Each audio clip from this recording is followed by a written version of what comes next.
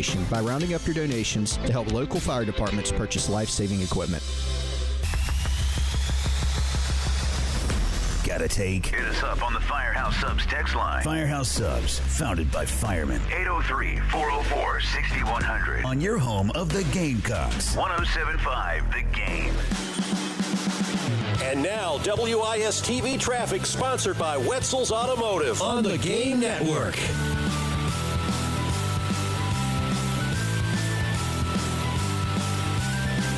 All right, let's take one last look at your traffic and weather for your ride in on this Tuesday morning. A couple of accidents to report. One out at 321 at Sharp Road out by Old Winnsboro. Another one at Harbison Boulevard right there at I-26. Another accident's going to be at I-77 northbound and Bluff Road. That is exit number 5. So be careful as you're making your way through there. Weather today, very, very nice. It is currently 58 degrees here in Columbia. High today, going to touch the high 70s and plenty of sunshine as well. That's your traffic and weather on the early game.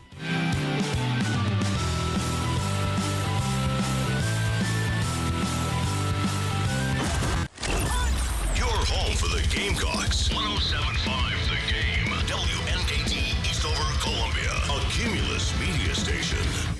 The Extra Point with Tyler Hadd and Jack Veltri from Gamecock Central. Call or text 803-404-6100 on the Game Network and on 107.5 The Game app.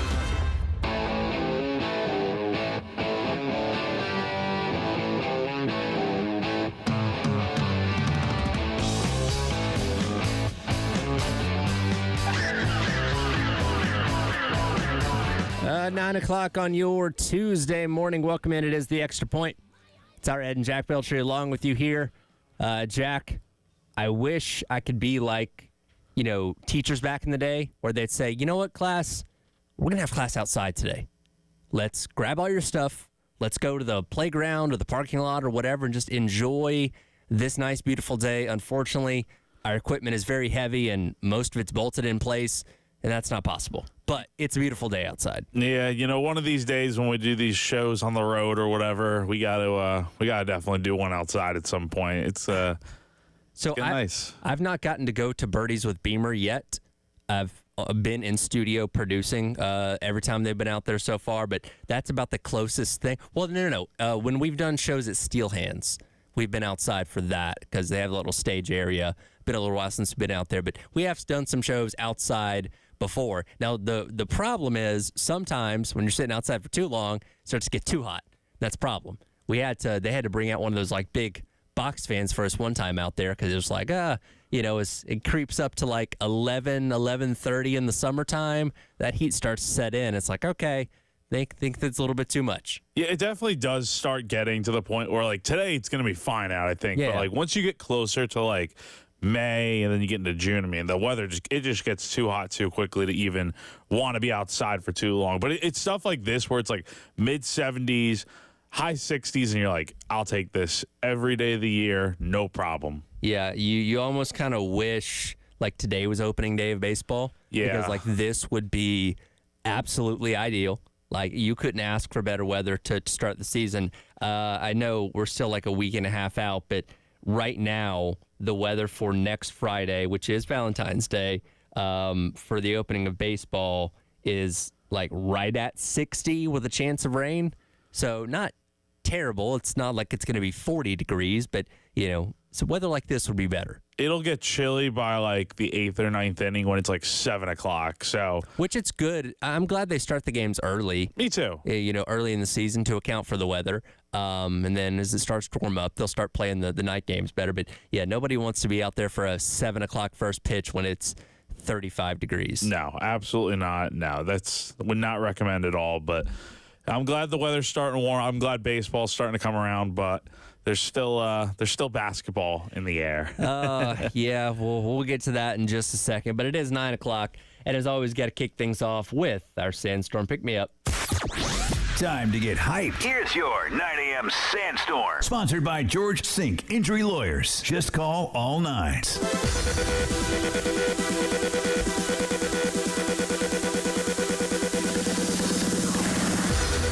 It is time for your 9 a.m. Sandstorm Pick Me Up, brought to you by South Carolina's largest injury law firm, George Sink Injury Lawyers. If you've been hurt in the car or at work, call George Sink now at 803 all nines. We get a few days of reprieve from Gamecock basketball as they have the midweek off, at least before they head on the road to Rupp Arena on Saturday to take on another ranked team, the Kentucky Wildcats, one that's none too happy coming off the loss to Coach Cal in Arkansas this past weekend. So they're getting one that's going to be out for probably a little bit of retribution. Now, here's the thing.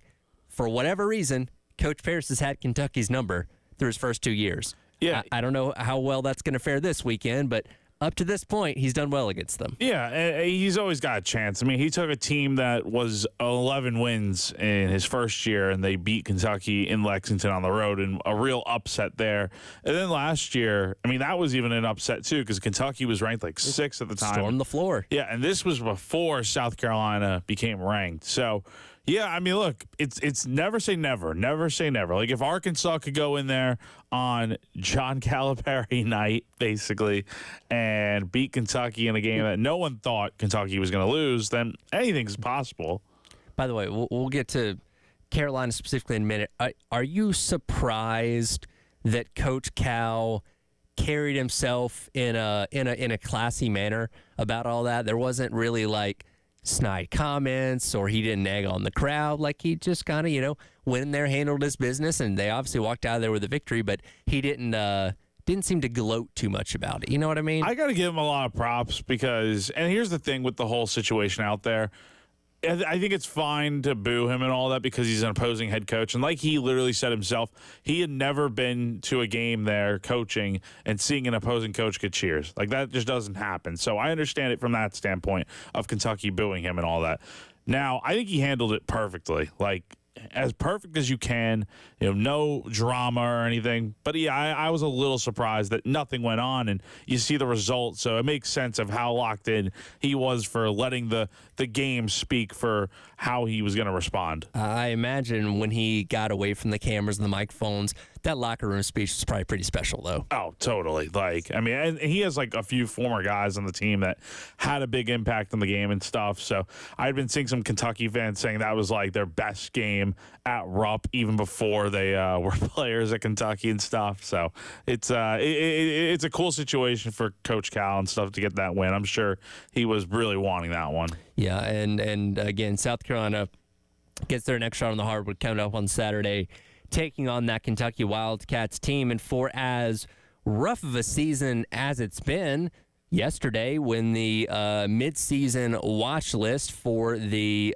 United States Basketball Writers Association Player of the Year Award, the Oscar Robertson Trophy, was put out, Conroe Bowles still found his name on the list. And it begs the question in my mind of how much worse would this team be if CMB wasn't on it?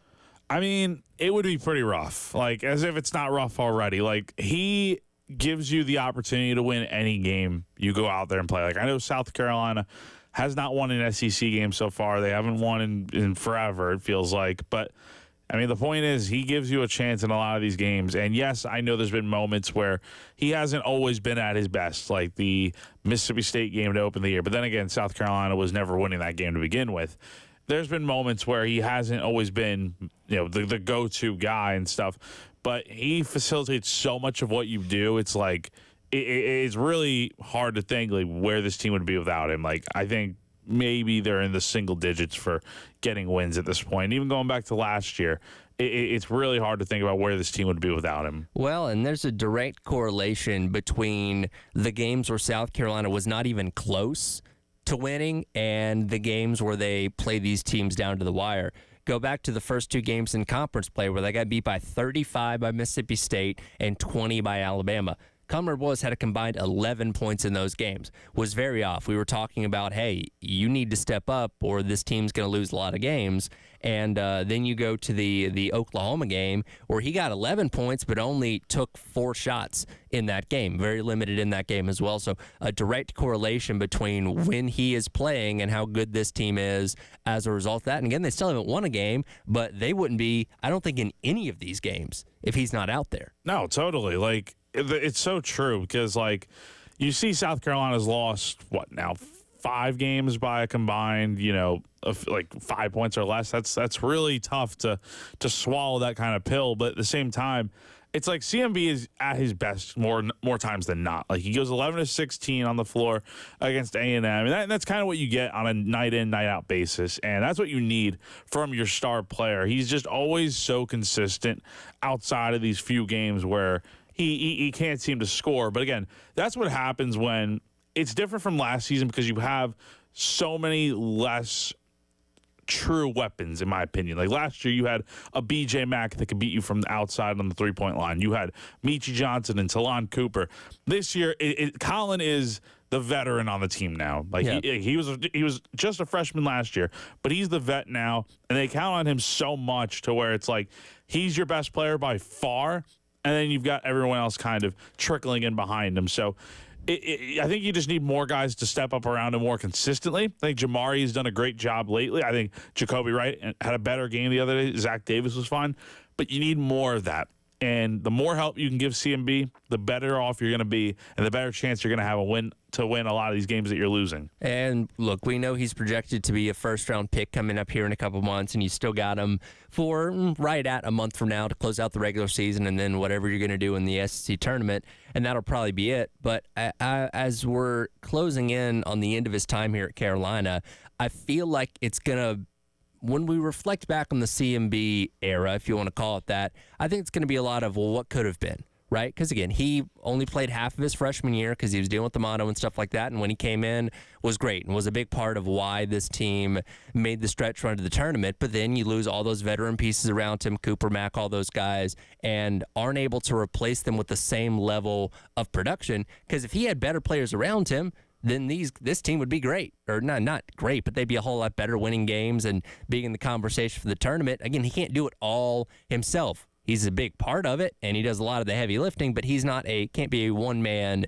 show. And I feel like when we look back years from now, we'll say, man, whatever his NBA career ends up being, man, he was a really good player here. He just, especially in that second year, didn't have the help he needed around him. Yeah, and that's the disappointing part, is that this was supposed to be the year that they take that next step. They make strides. Look, it was always going to be tough to go from 26 wins last year, tying a program record, to doing that again this year. But you were at least expecting them to be in the contention for getting to March Madness and getting back to the tournament, and who knows what happens from there. It's always a crapshoot when you get to the tournament and all these teams are going on runs and stuff.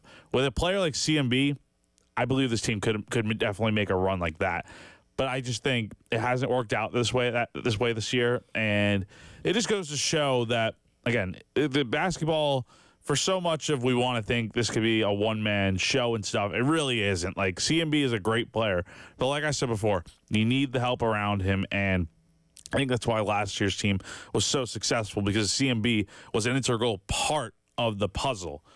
He's the main piece to the puzzle with this year's team. It's just you haven't been able to fit all the pieces around him the way you did last year. Yeah, and again, we've said this over and over again now that you're officially halfway through conference play. This is kind of a lost year, which is unfortunate. And again, with the talent that CMB is, you obviously wanted a lot better for him in year number 2. Because, like, year 1 for Coach Paris with G.G. Jackson, you knew that was probably going to be a year of growing pains and getting acclimated to a new coach and all that kind of stuff. You weren't expecting a lot out of that year. And, if G.G. Jackson goes on to be a superstar in the NBA, we'll say, well, the timing of that coming in for year 1 for Paris just wasn't going to yield the best results. But for year 3 of Coach Paris, we obviously expected a whole lot better than what we're dealing with as of right now. And again, I think it's unfortunate that, CMB's better season the second year all around wasn't able to yield more results because he just didn't have what he needed around him as far as help goes. And he's really been fantastic this year.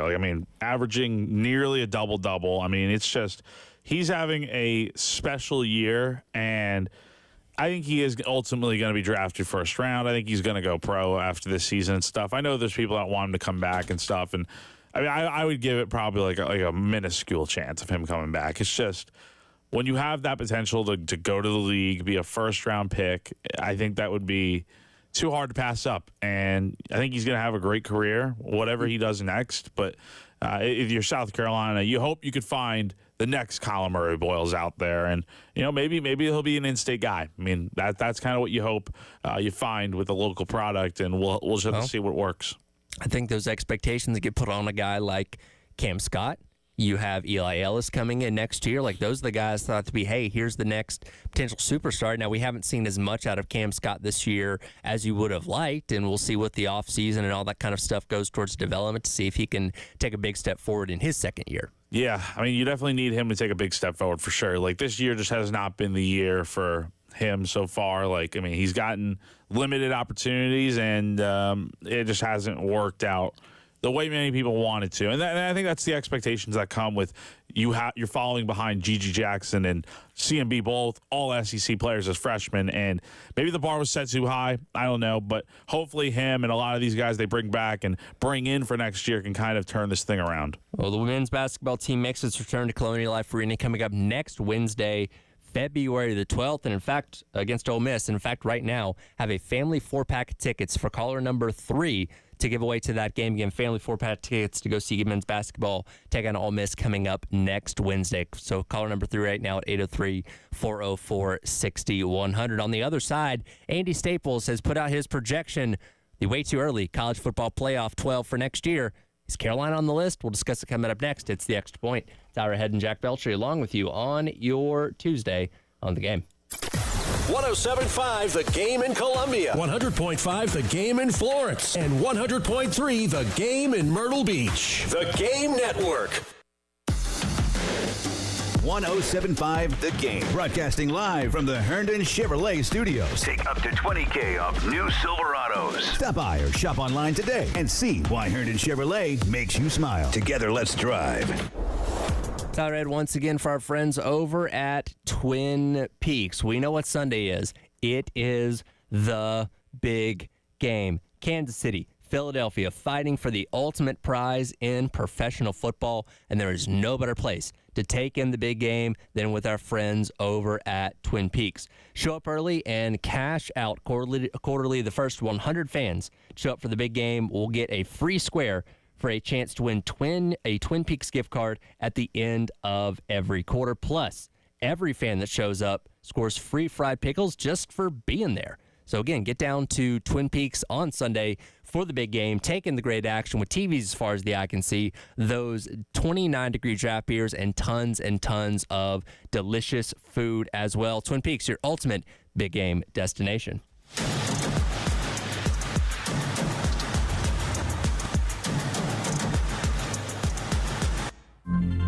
Taxes was not knowing your full financial picture. Now Taxes is getting and maximizing your refund all in one place. Credit Karma, where a TurboTax expert can do your taxes for you. They'll get you the most money back, guaranteed. Then you can do more with all that money, all in Credit Karma. Now this is Taxes. Intuit Credit Karma with TurboTax. Get started today. See guarantee details at TurboTax.com/guarantees. Experts only available with TurboTax Live. Serving families in Columbia and the surrounding areas, Lever Repairs is your preferred independent American Standard heating and air conditioning dealer. Take advantage of tax credits and rebates of up to $2,400 for total unit replacements. Ready for an exciting new career with great pay? Join the Lever Repairs Incorporated family. Go to lever-repairs-inc.com/careers. Join a family-friendly business. With decades of experience and excellent employee benefits, Lever Repairs is your #1 choice. Call today, 803-333-0737. At Atkins Law, we believe who you hire matters, but don't take our word for it. Hear it from our clients. From the front desk to the paralegals answering my questions to the one I have in my back, I couldn't ask for a better team of professionals. From our first phone call to meeting Joe in person, I knew I was going to be in good hands. Holly has a great practice, and her various experiences brings tons of knowledge to each of her clients. Remember, who you hire matters. Visit hollyatkinslaw.com. Spring forward with real unlimited data from Straight Talk this tax season and get a free Samsung Galaxy A16 5G or Moto G Power 5G 2024 with select plans. So you can stream games during Mad March hours, check the weather for April showers, and watch gardening videos about May flowers. Straight Talk, real unlimited data. Available at Walmart and straighttalk.com. Offer valid through 4/15/25. Taxes and fees apply. Requires purchase of single line Gold Unlimited plan or higher. For network management practices, visit straighttalk.com. Drivers who switch and save with Progressive could save hundreds. With that kind of money, you could go big time on a fancy water bottle with ultra titanium alloy metal. You're not sure why you need all that. I mean, it just holds water, but you're getting it anyway. Because if you're hiking near an active volcano and you accidentally drop the bottle into molten lava, your water will still be icy cold. Switch to Progressive and you could save big time. For water bottles. Progressive Casualty Insurance Company and affiliates, not available in all states. Potential savings will vary. Powered by Integrated Media. The Game TV. Sponsored by Shepherd's Glass. For auto, home, and commercial glass. ShepherdsGlass.com. In Chapin and West Columbia. The Game TV. Sponsored by Shepherd's Glass. Shepherd's Glass. Got a take? Hit us up on the Firehouse Subs text line. Firehouse Subs, founded by firemen. 803-404-6100. On your home of the Gamecocks. 107.5 The Game.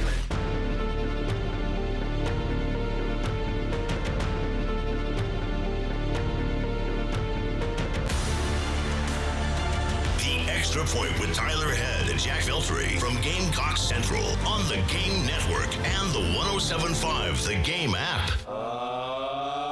Yeah.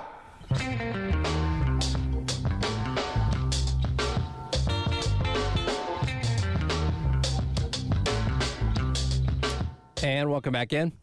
It is the Extra Point. Tyler Head and Jack Veltri along with you here on your Tuesday on the Game. Congratulations to Tom for winning that family 4-pack tickets to next Wednesday's home game for men's basketball as they take on Ole Miss. We'll hear from Coach Paris coming up on Thursday on Carolina Calls, 6 o'clock right here on the Game in Columbia, as well as 100.3 The Game out in Myrtle Beach. Women's team in action taking on Georgia Thursday night as well. Premium coverage at 5:30 for a 6 o'clock tip on our sister station, 98.5 WOMG. Transitioning over to football, you know, what a difference a year makes, right? This time a year ago, we were talking about Carolina coming off of a disappointing 5-7 season, missing a bowl game, you know, losing a lot of talent like Spencer Rattler and Xavier Legette, wondering what 2024 was going to be. There wasn't anybody in their right mind that was penciling in South Carolina for a college football playoff berth in the inaugural year of the 12-team playoff. There was nobody that had them even in consideration to be around the top 15 when it was all said and done. And obviously South Carolina exceeded those expectations, where as a result of that, now a lot of people place those kind of expectations on the team coming up this year. And our guy Andy Staples from On3 has South Carolina in his way too early playoff top 12. I think it's a fair spot, and I think a lot of people are going to be like this. I think a lot of people are going to be super high on South Carolina going into the 2025 season. My only concern with it is it's not that I don't think South Carolina can make the playoff. I definitely think there is a definite chance they will not only just be in the playoff, but make some noise when they get in. It's just, how are these additions you made going to pay off? Like, are you going to get that same level of production that you got from Kyle Kennard, Torselli Simpkins, Rocket Sanders, guys like that you brought in and were so impactful? Demetrius Knight, when they came to South Carolina for this season, if they are, you're in a prime position to have a great year, because guess what? You have Lenore Sellers under center for another season, and you have Dylan Stort back for another year. I know those are the two guys everyone loves to talk about, but you need these transfers and these recruits that you brought in to pay dividends, because if not, I can kind of see this being a season where the bar is set so high to where people are picking South Carolina to finish top of the SEC and stuff and win 10 games, and they end up going out here and winning maybe 7 to 8 games and falling short, but they lose a few games that maybe they would have won with last year's team. Yeah, and you know, Andy Staples mentions Lenora Sellers and Dylan Stewart and his reasoning for why the Gamecocks are so high here and projected to be in his college football playoff. And look, again, those guys speak for themselves. The results they had in their first year as starters here at South Carolina obviously was very special and very exciting to see. but they're only 2 guys. There are still 20 other guys, 10 on offense, 10 on defense, that do have to step up and do their jobs as well to make this team as a whole successful. And my biggest concern comes on defense, because yes, while you can have a great pass rusher, there's 2 other levels of your defense that need to be productive as well. And look, you bring in, guys like Brandon Cece. You bring back Judge Collier for another year as a starter at defense. John Kilgore probably going to slide into that Nicky Manwari role at safety, and then we'll see what happens at linebacker with some of these young guys stepping up and some of these transfers coming in as well. But there's no guarantee that it's going to be as good as it was this past season. Your defense was a big reason why you were in so many of those games and were able to pull off the wins that you had. And as we've seen, you can have an electric offense like LSU a couple years ago, but if your defense can't stop anybody, you're going to lose some important games. And the good news for South Carolina is, with all the players they're losing, they are retaining their coaches and stuff. I mean, outside Dallin Loggins, they're going to have Clayton White back for another year as the defensive coordinator, and seems to be that way for the future moving forward, which is a great sign, because I think Clayton, so much of the success on defense from 2024, I think boils down to Clayton White and the schemes he was running and stuff, and just the ability that he was, presenting with calling plays and stuff. I think he did such a great job with what he had to work with last year. Now, I think we'll learn this year if it's more players or just him being a great defensive coordinator. I think he's a great defensive coordinator without a doubt. But you also need to make sure your players are producing. So that'll be very interesting. And then, yeah, like you said, man, it can't just be Lenore Sellers and Dylan Story. You need the other guys to step up. What is the run game going to look like this year? What are you getting out of Rasul Faison and Oscar Attaway in a more elevated role? Because Rocket, he was great last season, like nearly 900 yards on the ground. He was solid in the regular season. You need that. And then you need to see more of your receivers step up and stuff just around Sellers in this offense. So a lot of moving parts, but I do think with where Andy Staples has South Carolina as a 10 seed taking on Penn State in the first round, I think it's very possible. I do think it's possible, but you have to get to 10 wins, I think, in order for this to happen. Yeah, look, if you get a 10 wins in the SEC, you're going to be in the regular season at least. Like, I think that's a given, especially considering how tough we know Carolina's schedule is going to be. They're going to play Alabama again. They're going to play LSU again. It's the exact same teams from this past year, just flipped between the home and away. So if you manage to win 10 games with that schedule, in addition to playing a Virginia Tech in week number 1, obviously playing Clemson at the end of the regular season, yeah, you're definitely going to find your way in. And it's really funny, just kind of looking at, the past couple of years, specifically under Coach Beamer, how expectations for Carolina are purely reactionary to what happens the season before. Again, coming into year number 1, nobody expected anything because the team the year before wasn't good, and Coach Beamer had never been a head coach before. Go out there, they win 7 games, including the bowl game, and are kind of expected to do the same thing in 2022. They go out there, they pull off 2 big wins at the end of the regular season that get them to 8 wins, and then those are the expectations going into year number 3. And then year number 3 takes a dip, and they go 5-7, and that's the expectations going into year number 4. So once again, we kind of see that mirror of, okay, you won 9 games, we're on the verge of winning 10 games and making the playoff. That's the exact expectations that are now getting put on you going into 2025. And I don't know if that's fair or not, but that just kind of seems to be how everybody presents South Carolina every offseason. Yeah, I mean, look, everyone probably is basing what their predictions for next season are off of last year, because, again, we haven't seen any of these teams in action with their new players and stuff. And even the spring, you might get a better idea of what this team looks like in the spring, but even then, you won't be able to really, really judge this team based on what you see until you get to that first few games of the year. I think the 3 games that will define this season for South Carolina are those 3 road games in SEC play that are going to be the toughest of your schedule by far, with LSU, A&M, and Ole Miss. And you go to Missouri too, but that's still so early in the year to where I think you should win that game. But it's the LSU, A&M, and Ole Miss games that you lose all 3 of those games, I think you're in trouble. I don't think you're making the playoff number 1. You got to at least win one of them. And I think between Ole Miss and A&M, having a bye week in between, you should definitely be able to split those.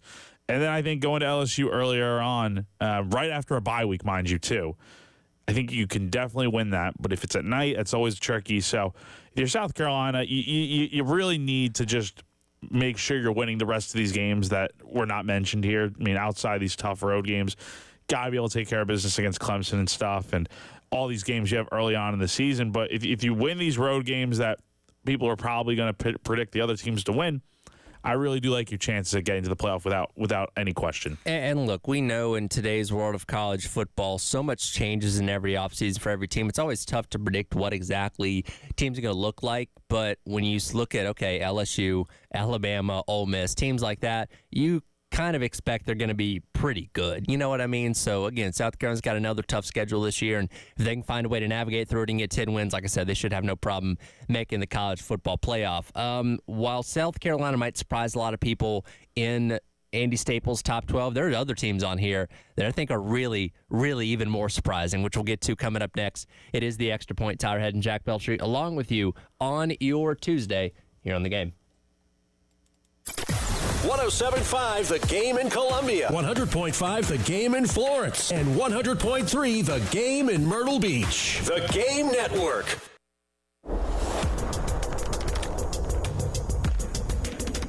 Tyler Ed once again telling you about our friends over at Canty Foundation Specialists. I tell you about it all the time, but I'll remind you once more, you need to be on the lookout for weird things happening around your home.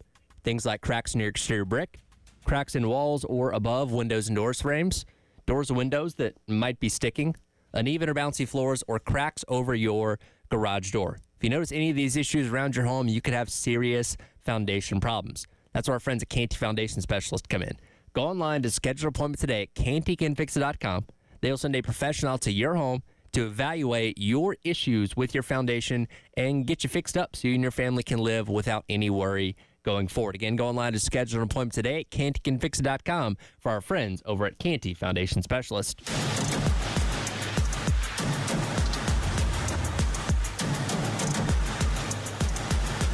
Flowers and chocolates are okay, but insanely clean home from Zerorez Carpet Cleaning is sure to impress your loved one. Only Zerorez uses ZR water to clean your carpets and other surfaces without harsh chemicals. To make things sweeter, they leave zero residue so your carpets stay cleaner longer. From now until Valentine's Day, get 2 rooms for free when you book 2 rooms for only $119. Call and mention me, Bill Gunner, at 107.5 The Game, or book online at ZerorezColumbia.com. Hey, can you blow up some balloons for Jack's party? I can't. I'm so congested. You need Sinex Saline from Vicks. Sinex Saline nasal spray? Yeah, just Sinex. Breathe. Sinex Saline instantly clears everyday congestion associated with colds and year-round allergies with a gentle, ultra-fine mist that's no mess and easy to control. Daddy, we need more balloons. On it. Enjoy life's important moments without congestion. Try Sinex Saline from Vicks. Just Sinex. Breathe.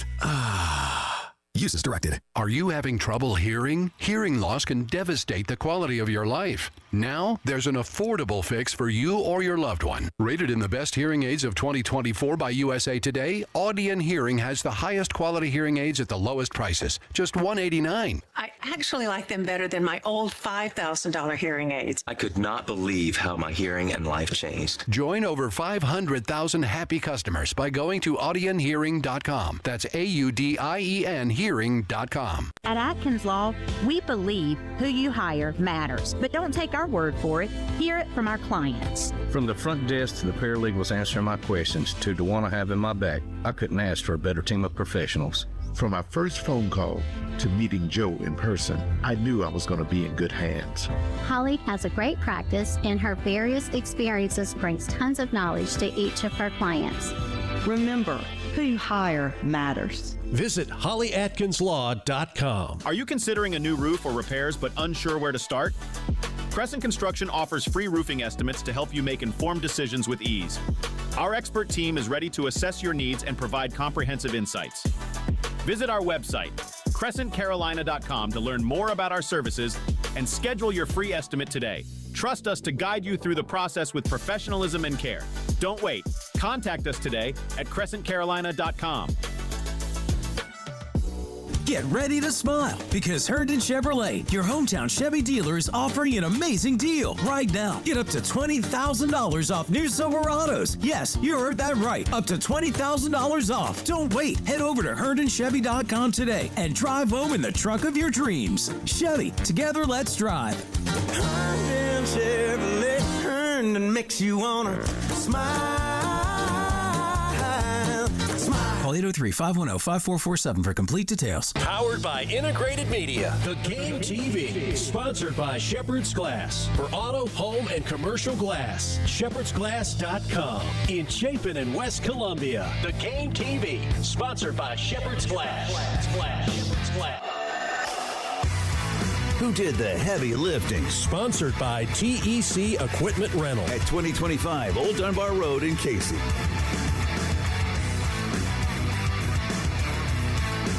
And welcome back in. It is the Extra Point. Tyler and Jack Belcher along with you here on your Tuesday. Time for our Who Did the Heavy Lifting, brought to you by our friends over at TEC Equipment Rentals over there on Old Dunbar Road in Casey. And when we are looking at Andy Staples' projection for the 12-team playoff coming up in 2025, it feels like he's doing a lot of heavy lifting for some teams that maybe people wouldn't expect to find inside of this top 12. And I'm namely looking at teams like Illinois and Florida, who I don't think anybody may have projected to make the 12-team playoff outside of Andy Staples. I gotta say, honestly, like a lot of times when you see and stuff, you see a lot of the same clustered teams, that the popular teams that everyone's picking. Like last year, it was Ole Miss and teams like that are really high, in terms of recruiting and all that, and doing a great job in the transfer portal. And then you see them go out and not make the playoff and stuff. So I gotta say, with Andy's predictions here, I like how different they are. It's not just your cliche. Every, dominant team, every big name team that is in this. Like you got South Carolina in there. You have Illinois, BYU, which obviously is a conference champ. That makes sense. I mean, like you're throwing these random teams in here like Illinois and Florida to where I think Illinois is on the rise. I mean, they were a 10-win team this season. They had a great year. I think Brett Bielema, love him or hate him if you're a South Carolina fan, I think he's doing a good job with that team out there, out in Illinois. And then Florida's an interesting one because you look at the Gators. I mean, they closed out the season very well, in my opinion. Ended up having a better year than most people thought. But that doesn't change the fact that the schedule is still tough this year. Like, you got to go to Miami. You got to go to LSU. You go to A&M. You play Texas again. You play Georgia as usual. You play Tennessee the week before playing Florida State, and you go to Ole Miss. So the schedule is once again very daunting.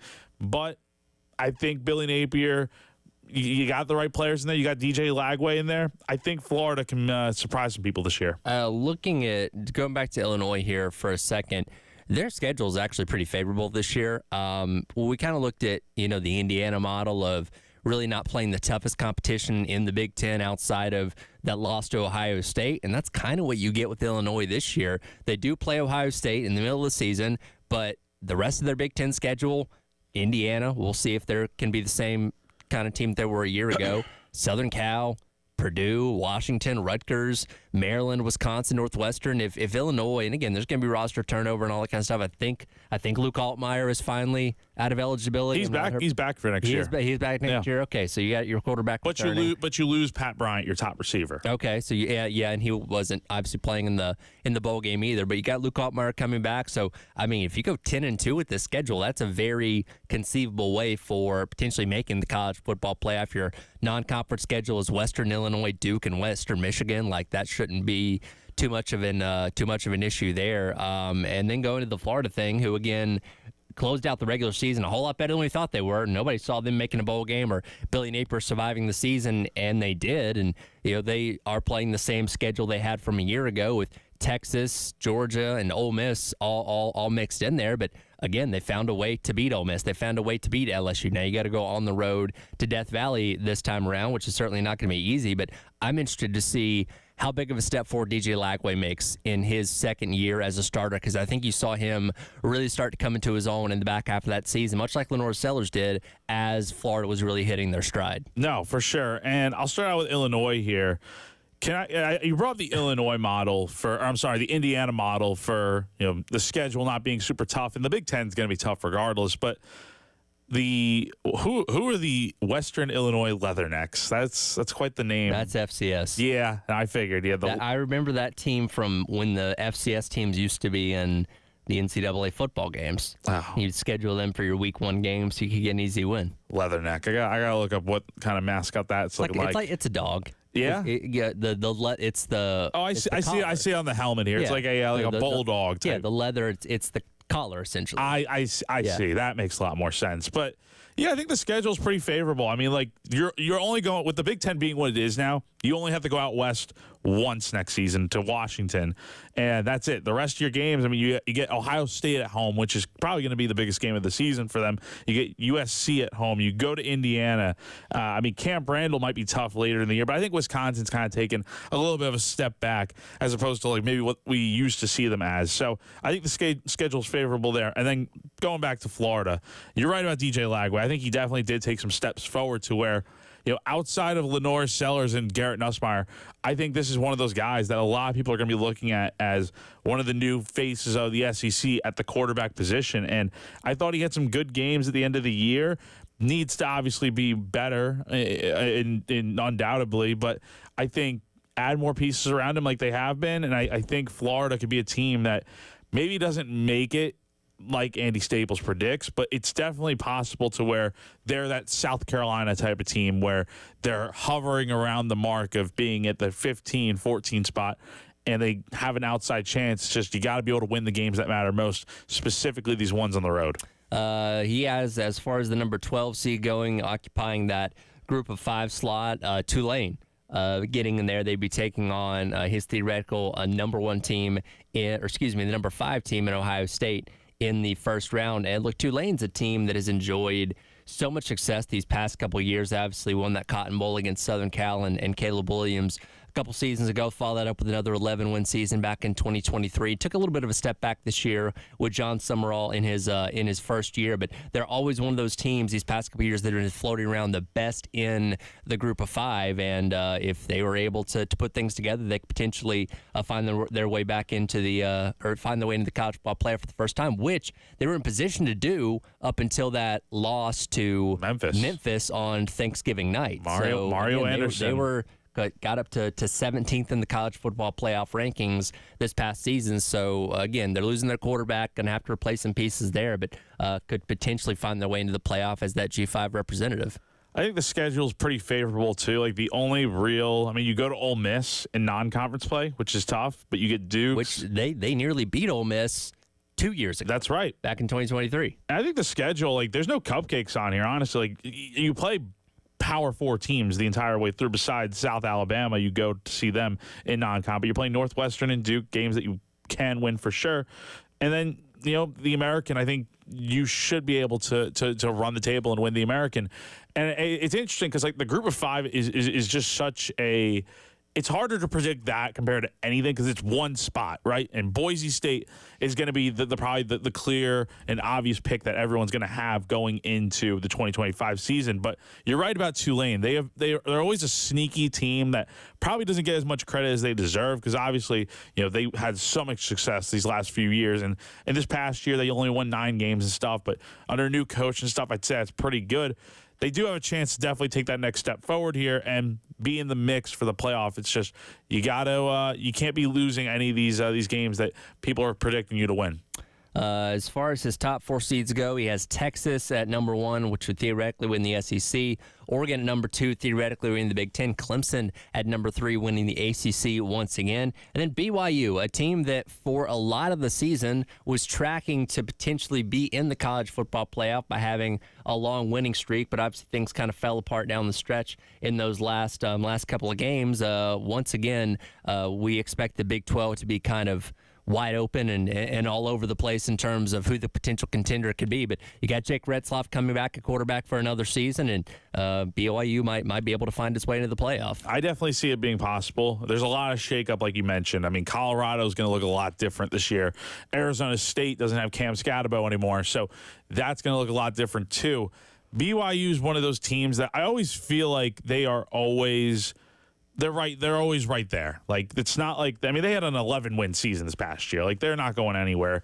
And I think that's going to be good enough to get into the playoff, especially if you win your conference and stuff. And I don't know, the Big 12 will probably only get a team or two in, But I could definitely see BYU being the front runner, at least in that conference, with where things stand right now. I am mad. I guess they have not announced their schedule yet because there's no schedule on ESPN.com for them. I guess the Big 12's not rolled it out. You have the schedule, but it's not like the dates are not all solidified. There's no dates on it. Okay. Yeah. But, I mean, they play Portland State, Stanford. They go to ECU, which is a random matchup. But then your Big 12 is at Arizona, Utah at home, TCU at home, West Virginia at home, UCF at home, at Cincinnati, at Colorado, at Iowa State, and at Texas Tech. So I think it's, look, the Big 12 is going to be pretty tough to predict, I think, but BYU should definitely be right in the mix there. Yeah, I guess they haven't announced the dates for those games, which is weird because we're in February now. I think that schedule release is coming out here in a couple days or so. Yeah, I saw that from Brett McMurphy. Yeah, they're doing, I think, some sort of show or something, so it's coming out relatively soon. So we'll see what happens there. But again, that's Andy Staples' predictions for who he thinks is going to make the college football playoff 12 team in year number 2. And again, we're in February now. A lot of opinions and a lot of these lists are going to be changing and coming out as the 2025 calendar rolls along, getting close to the start of the 2025 season. Coming up next, we'll wrap up hour number 1 of the Extra Point. A bizarre story in Major League Baseball revolving around a umpire that has since been fired for his connection to sports gambling. What that coming up next? It is the Extra Point. Tyler Head and Jack Beltry along with you on your Tuesday here on The Game. 107.5 The Game in Columbia, 100.5 The Game in Florence, and 100.3 The Game in Myrtle Beach. The Game Network. This is Boomer Esiason with the Sportsman Ed, sponsored by TGL, presented by SoFi. Tune in every week for TGL matches. Last year, Nebraska's spring football game filled Memorial Stadium with 60,000-plus fans. Now, Coach Matt Rule wants to do away with the lucrative contest. Why, you ask? He doesn't want other teams to scout his players and then poach them on what's become an open market. I'm Boomer Esiason.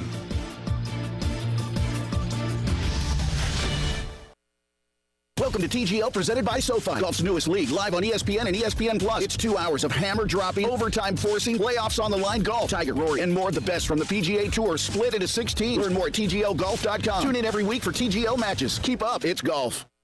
This is the story of the one. As a maintenance specialist for University Housing, he knows college students can major in wear and tear. Plus, housing so many students doesn't leave a lot of room to house all the supplies he needs. That's where Grainger comes in.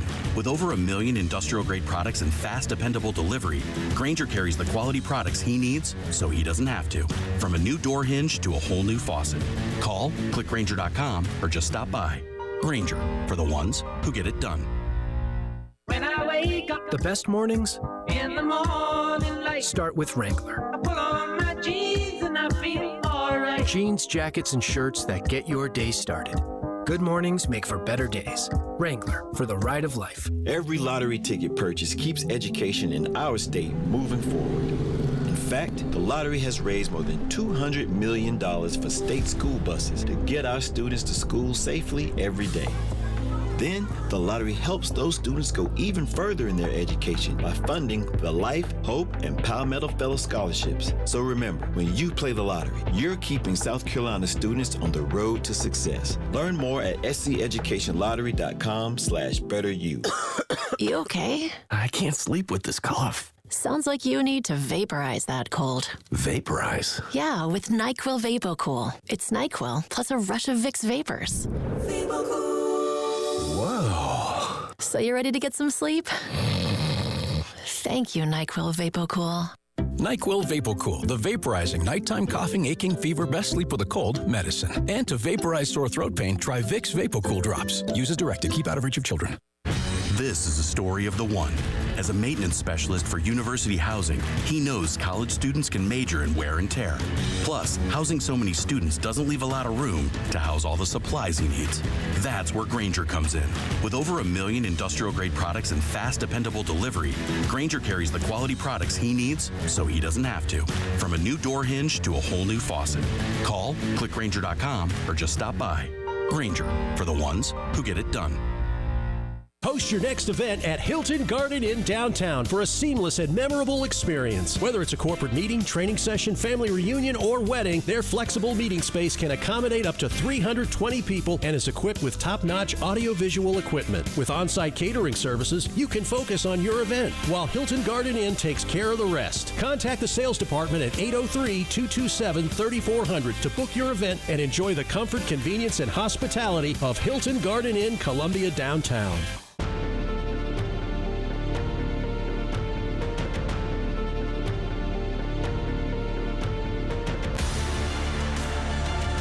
Extra Point with Tyler Head and Jack Veltri from Gamecock Central on the Game Network and the 107.5 The Game app.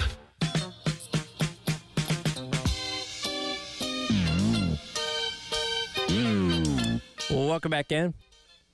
It is the Extra Point. Tyler Head and Jack Veltri along with you here on your Tuesday on the Game. Coming up top of the hour for the Gamecock Club Hour presented by Krantz Cooling and Heating. Brandon Cisse, new transfer defensive back for South Carolina, going to be sitting down with Chris Clark and hear that conversation coming up here in just a couple of minutes at 10 o'clock. I wanted to get to this story that's come out the other day from Major League Baseball, and it revolves around Pat Hoberg, who was a umpire that was fired last year on May the 31st. Now, there's been a long appeals process since then, but it was officially terminated at the end of that appeal just the other day. And I feel like this is becoming a consistent thing these past couple years. Another thing that unfortunately has been tied to sports gambling. Yeah, it's a weird situation. It's a tough situation because here's the thing with the MLB is they're so set on like getting rid of guys like Pete Rose, obviously 30 plus years ago for betting on his own games and stuff, which it relates to this in a second. But stuff like that. And then you have the whole Shohei Ohtani situation last year with his interpreter and stuff with the whole gambling situation. And then you got this for a guy that, Rob Manfred literally came out and said there was no evidence that Hoberg was directly betting on games or manipulating the outcomes of any games he was a part of, which is interesting because, this is the same sport organization that literally, has a partnership with DraftKings, for they promote betting in so many ways. Like, go to an MLB stadium, you'll see it plastered everywhere. Bally Sports is now the FanDuel Sports Network. Yeah. So if you're going to watch Braves games, you're going to be doing it on the FanDuel Sports Network now. Exactly. And that's the thing. Like, it's so hypocritical, the MLB, because it's like, and there's no evidence. There's no evidence of him manipulating the games in any way. So to kind of run through this, he allegedly met a friend. We don't know the name of this person. They identify him as Individual A at a poker tournament back in 2014. This friend opened up a account on a legal sports betting site in Iowa and shared the login with Hoberg so he could place non-baseball related bets. He made requests for these bets with his friend through something called the Telegram app. And allegedly 141 baseball bets were made on this app through this shared account. 8 of those bets included 5 games that Hoberg was officiating in. So MLB, of course, raises their antenna saying, how that's suspicious. We're going to investigate. Here's where things get interesting, though, because both Hoberg and his friend deleted their conversations on this app once the MLB began investigating. Hoberg said he did it out of the embarrassment that he was placing so many non-baseball bets. And again, there's no sufficient evidence to support the fact that he was betting on baseball and games involving himself. But that is not a good look when you're deleting these conversations that would have been good, tangible evidence if you weren't talking about these things to help clear your name. It doesn't help your case at all when you're doing things like that. And so I understand why they're doing it. But again, this is a thing where, I don't know. The betting thing is such it's such a slippery slope, in my opinion, honestly, with what you do about it. Because it's like, if he's clearly like impacting the results of the game and stuff, by all means, do what you got to do. But I don't know. It's not a good look when he's deleting stuff like that. Yeah, and look, pretty much every single sport and at the major level has some kind of rules around wagering, right? And again, if you're betting on other sports and if you're a football player and you want to bet on basketball, that's fine. But when it comes to your own sport, there are restrictions against it, things you can't do within your own facility and those kind of things. And when you have this kind of gray area of, okay, well, we don't know if he did it for sure, but the optics don't look good. Major League Baseball, and again, they had their own investigation and all this kind of stuff, decided that to uphold the termination at the end of the day. Yeah, I mean, I guess it makes some sense. The thing is, they're losing I know Hobart can appeal or I guess reapply for reinstatement in 2026. Which is only, a season from now. But, I mean, this is a guy that if he's not coming back to the MLB, you're losing a really good umpire. Yeah. Like, keep in mind, this is a guy that called a perfect game at the World Series a season ago, which is really impressive. And considering how wishy-washy umpiring can be at times, I mean, he was always accurate. You see players talk about how he's their favorite umpire and stuff. His strike zone was accurate with 98.89%, which is, I mean, that's really, really, really impressive. So it's hard to find umpires like that these days, and hopefully there's a lot more of him out there compared to like an Angel Hernandez or something. Yeah, well, Angel Hernandez is now officially retired. That's right. Yeah, no more Joe West.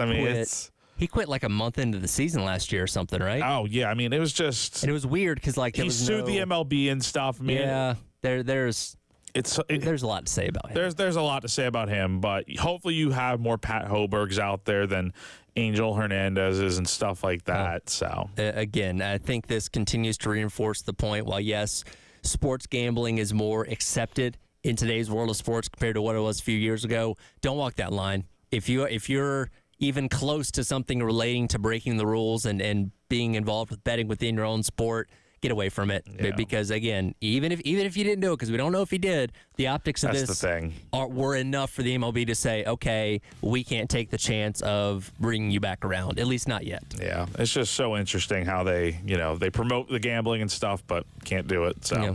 It's a different world. It is. That'll do it for today's edition of the Extra Point. Coming up next, again, the Gamecock Club Hour presented by Krantz Cooling and Heating. Chris Clark sitting down with Brandon Cisse, hear about his journey to get to South Carolina and what he's looking forward to in the 2025 season here on your Tuesday on The Game.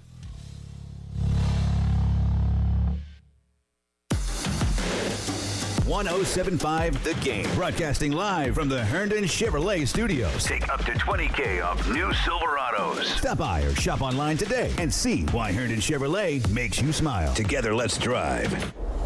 What's going on, guys? Jack Velcher here for 107.5 The Game. It's finally starting to get a little bit warmer out, right? But we're not all the way there yet. There's still some cold days coming, and summer is not officially here yet. And that's why you should go to AAA. Here's some great news. You can buy a new unit today. There's no payments or interest for 12 months, so you don't have to pay until January of 2026. That is some great news right there. There's pricing transparency with no hidden charges or fees, $1,500 buyback instant rebate, 15 years parts and labor transferable warranty, 0% interest for qualified buyers, and also guaranteed financing. So great deal all around. Call AAA like I did today. 803-677-1500. Again, it's 803-677-1500. Tell them that you heard about him on 107.5 The Game.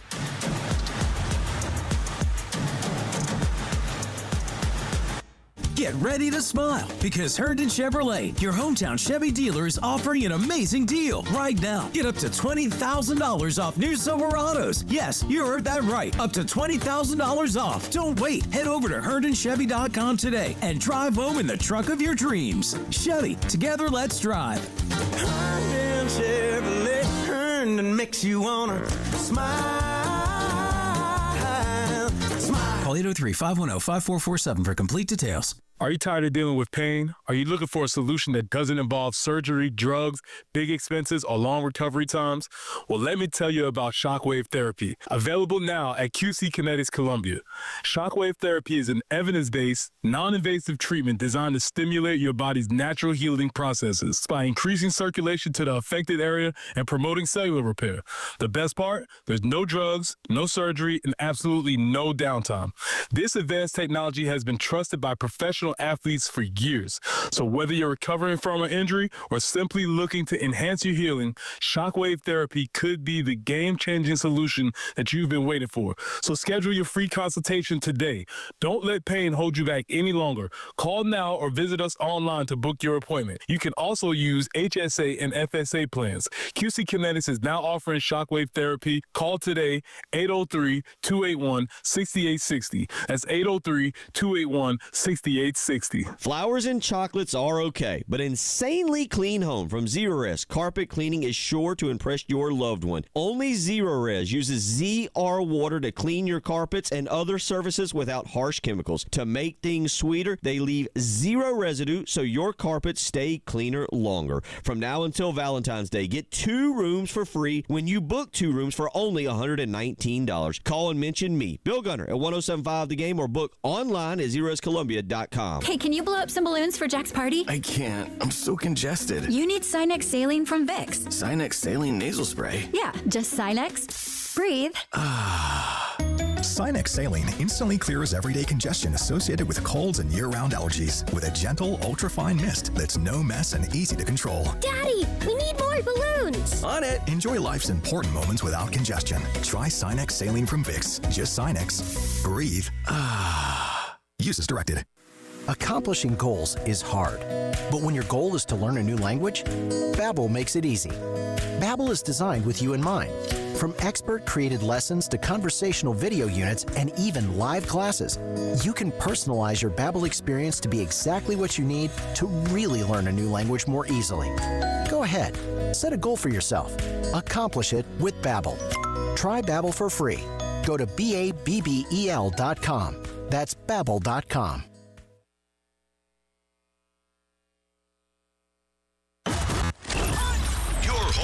Gamecocks. 107.5 The Game. WNKT Eastover, Columbia. A Cumulus media station. The Gamecock Club Hour. Sponsored by Krantz Heating and Cooling. Call or text 803-404-6100 on the Game Network and on the 107.5 The Game app.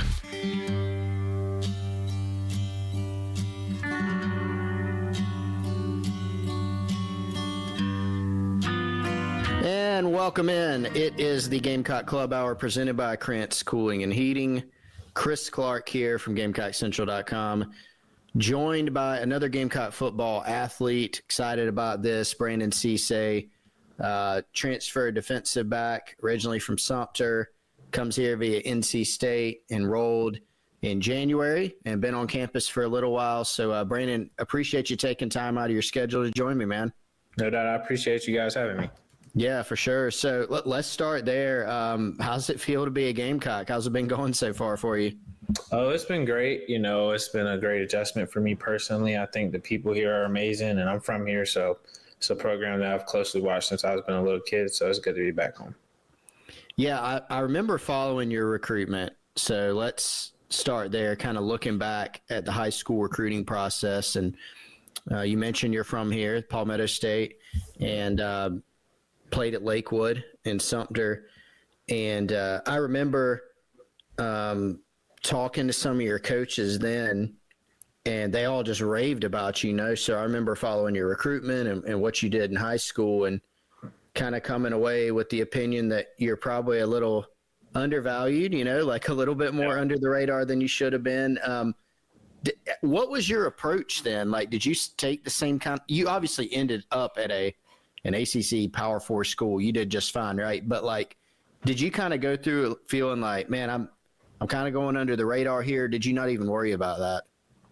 I think it definitely put a chip on my shoulder. I think just because I've always felt like I was one of the best players in the state, even though at the time I wasn't getting that amount of attention. And I felt for a while that, like, if I could show everybody, you know, and I kind of still carry that chip now that I'm undervalued, you know, here and there. And so it kind of just pushes me. But it's definitely something that I've heard and carried on with me when I was in high school, because I always felt like I was under recruited and I felt like I should have had every offer in the country. But obviously, you know, God had different plans for me and it sent me to NC State. So it was great.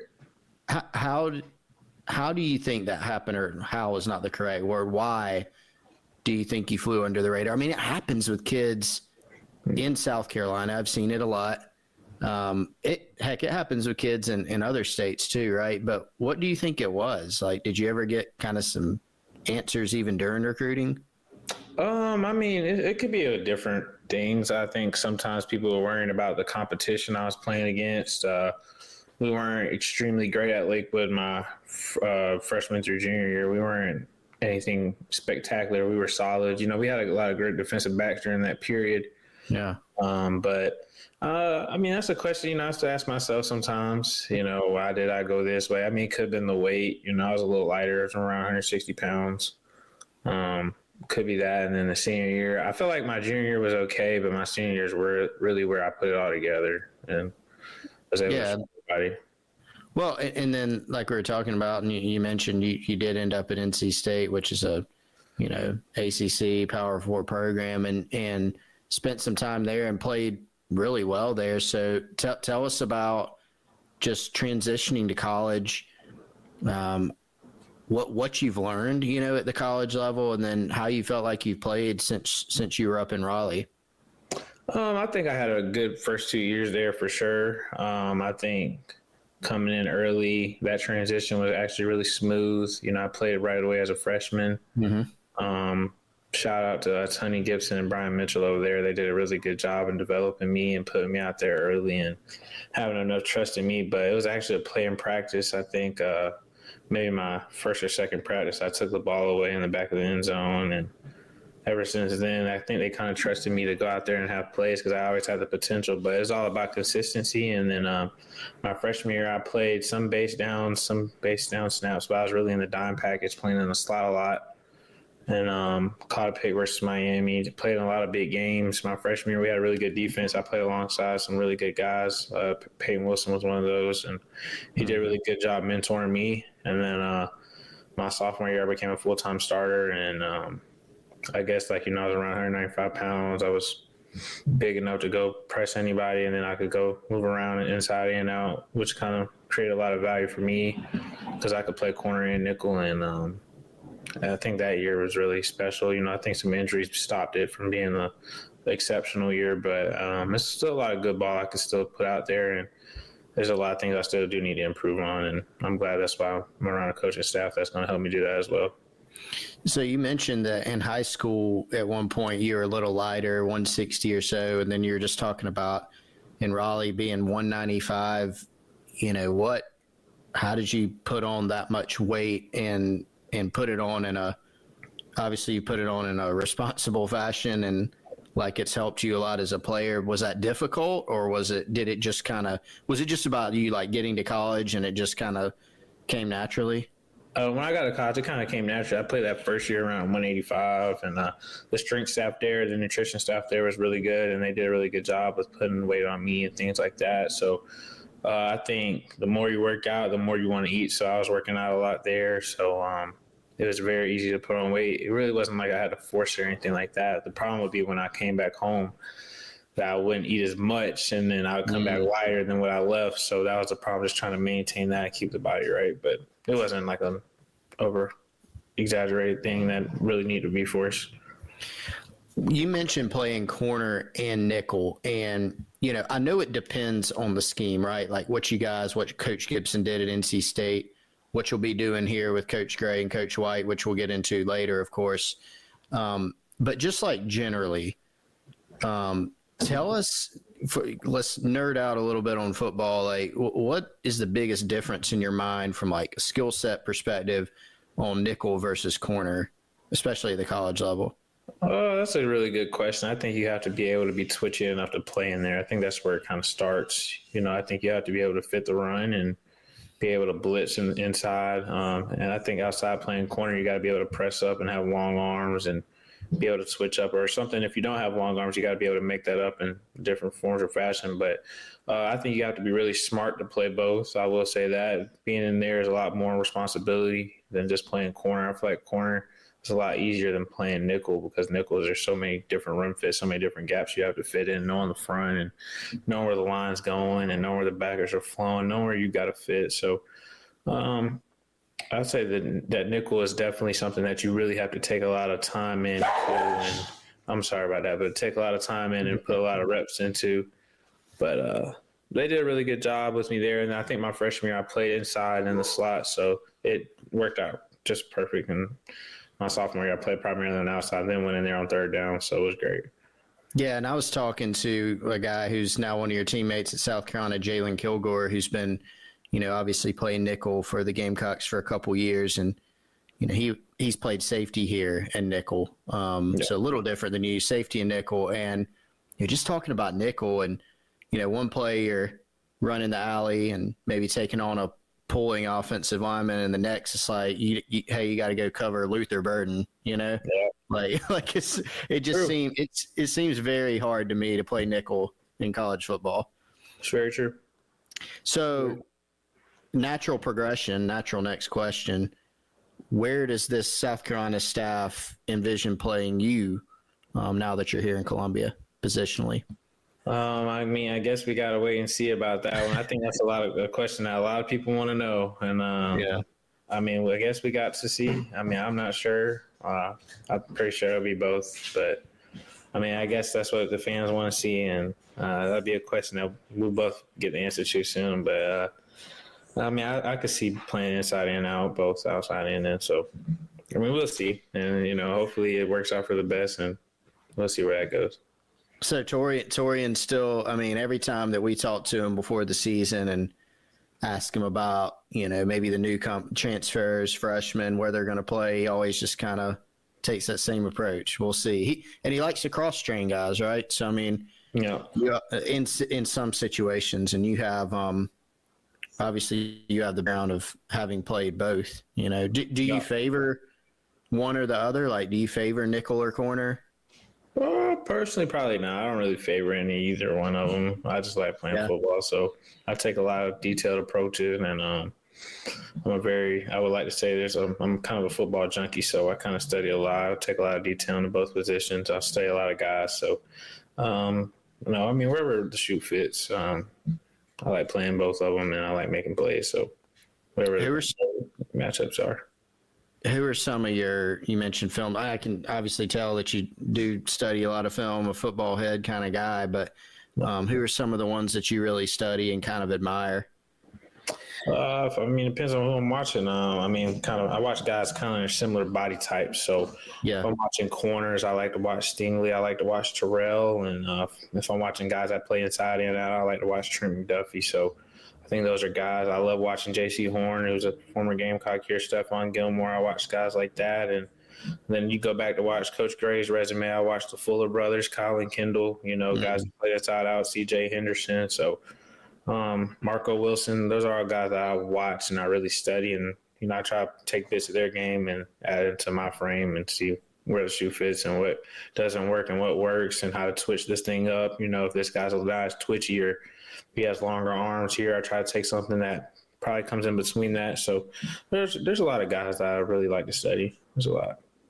Awesome. All right, we're going to take a quick timeout, Brandon. When we come back, talk a little special teams, and then also look back on, the transfer portal process, and then look forward to your time here in Columbia. You're listening to the Gamecock Club Hour, presented by Krantz Cooling and Heating. Be right back.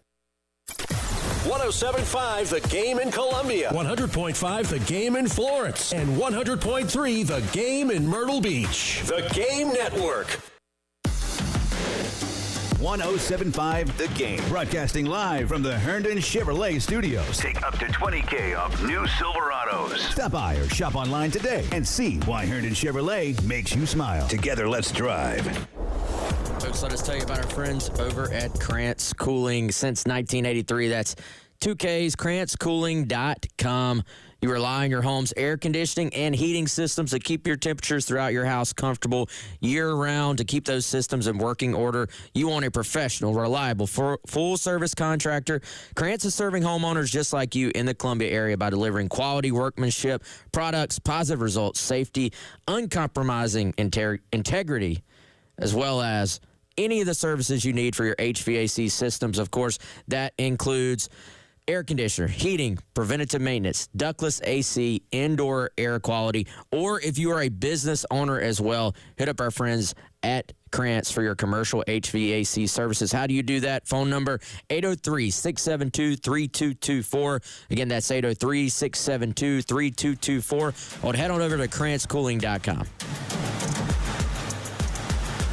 Looking for a tow that won't drive you insane? Schroeder's Towing has got your back and then some. With almost 1,500 Google reviews and a near 5-star rating, Schroeder's Towing is practically the most respected hookers in town. Whether you're stuck on the side of the road or just need a lift, our reliable service is always ready to roll. Call Schroeder's Towing today.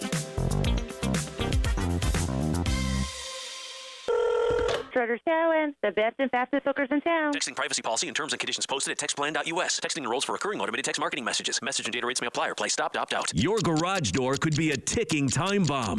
Seriously, did you know 20 to 30,000 garage door accidents happen every year in the U.S.? How does that even happen? Well, your garage door has 20 or more working parts and opens and closes 1,500 times a year. That's a lot of wear and tear. Don't wait until something breaks and you get stuck. Text TECH to 323232 right now for your ProCheck multi-point inspection only from OGD Overhead Garage Door. With thousands of 5-star Google reviews, OGD is the garage door expert in Columbia. OGD is available 24/7 to help you with same-day service. So if your garage door is broken, stuck, slow, or squeaky, text OGD, the only name you need for your garage door. Text TECH to 323232 right now and get an exclusive link to special limited time savings. Text the word TECH to 323232 now. Text TECH to 323232. Forestry Commission dispatch, what's your emergency? I was burning some limbs and leaves in the yard, and I got a call and went inside for just a minute. When I came back out, the wind blew my fire into the woods, and now it's really taken off. It just got away. State law requires you to notify the Forestry Commission before your outdoor burn, but you also have to take the proper precautions to keep your fire from escaping and spreading. Don't be the reason for wildfire season. Think before you burn. We are the South Carolina Forestry Commission. Sponsored by the South Carolina Forestry Commission, South Carolina Broadcasters Association, and this station. This year, Roy and Dana Finley are shaking things up at AAA Heating and Air. For the next 12 months, they're telling their customers no. Get a new system purchase with no payments and no interest for an entire year. You heard that right. Purchase a new system now and make no payments for a full 12 months. So do what I did. Call AAA Heating and Air for your free estimate and tell them Jay Phillips sent you. AAA Air when you need us. AAA Heating and Air. Hey, this is Nikki Stengel, manager of the Nest Showroom. We offer a wide variety of affordable products in plumbing, lighting, and appliances, providing our clients with a unique and convenient place to shop. The Nest has product specialists on site to provide you the attention to detail and service you deserve. We believe in providing exceptional customer service and inspiring beautiful interiors and design, doing whatever it takes to get the job done. Come see for yourself. The Nest Showroom, located at 1331 Gadsden Street in the Vista.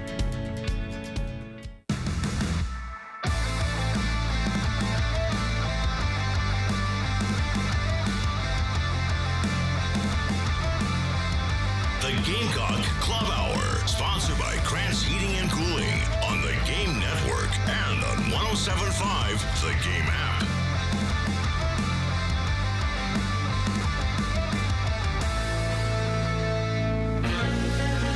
All right, Gamecock Club Hour presented by Krantz Cooling and Heating. I'm Chris Clark, sitting in with Brandon Cisse from Gamecock Football.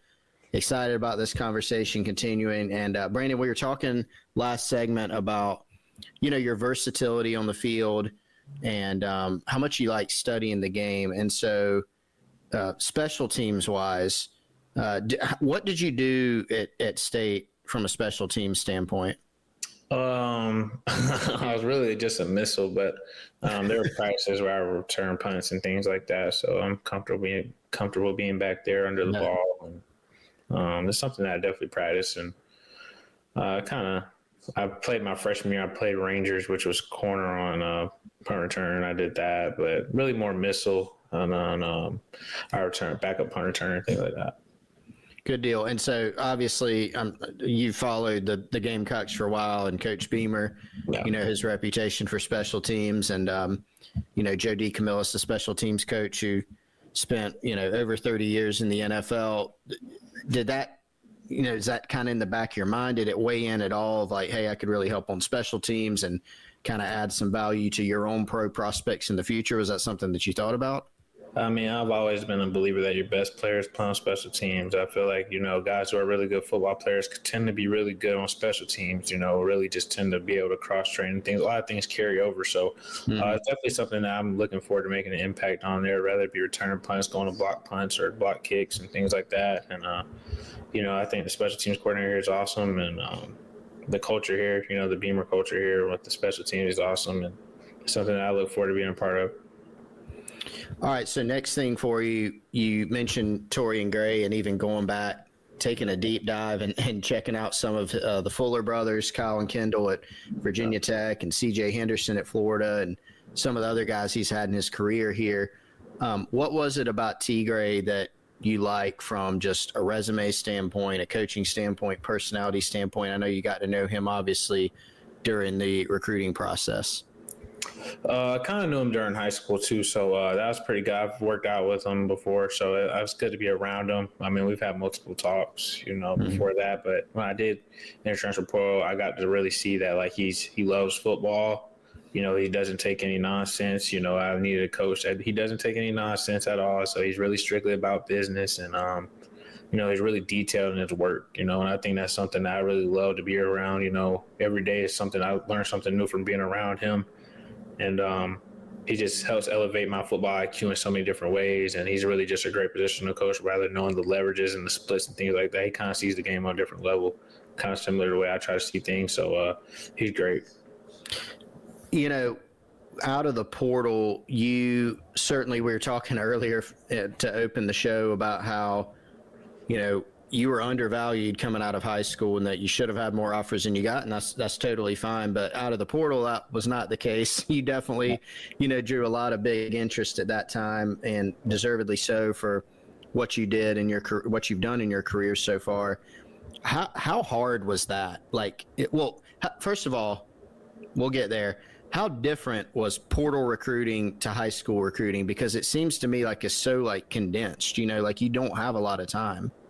It was hectic. I mean, I heard really from everybody in the country. So, I think the minute officially that I went in the portal, that my phone didn't stop ringing that whole day. Probably took over 70 to 100 calls in that frame. So, really just the hard part, you don't really want to feel bad for leaving people out and not getting back to them.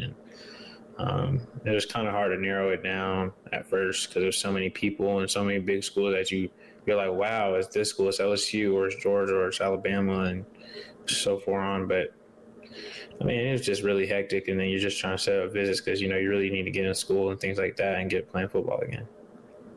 Yeah, so I assume it was more difficult than high school recruiting just overall? Yeah.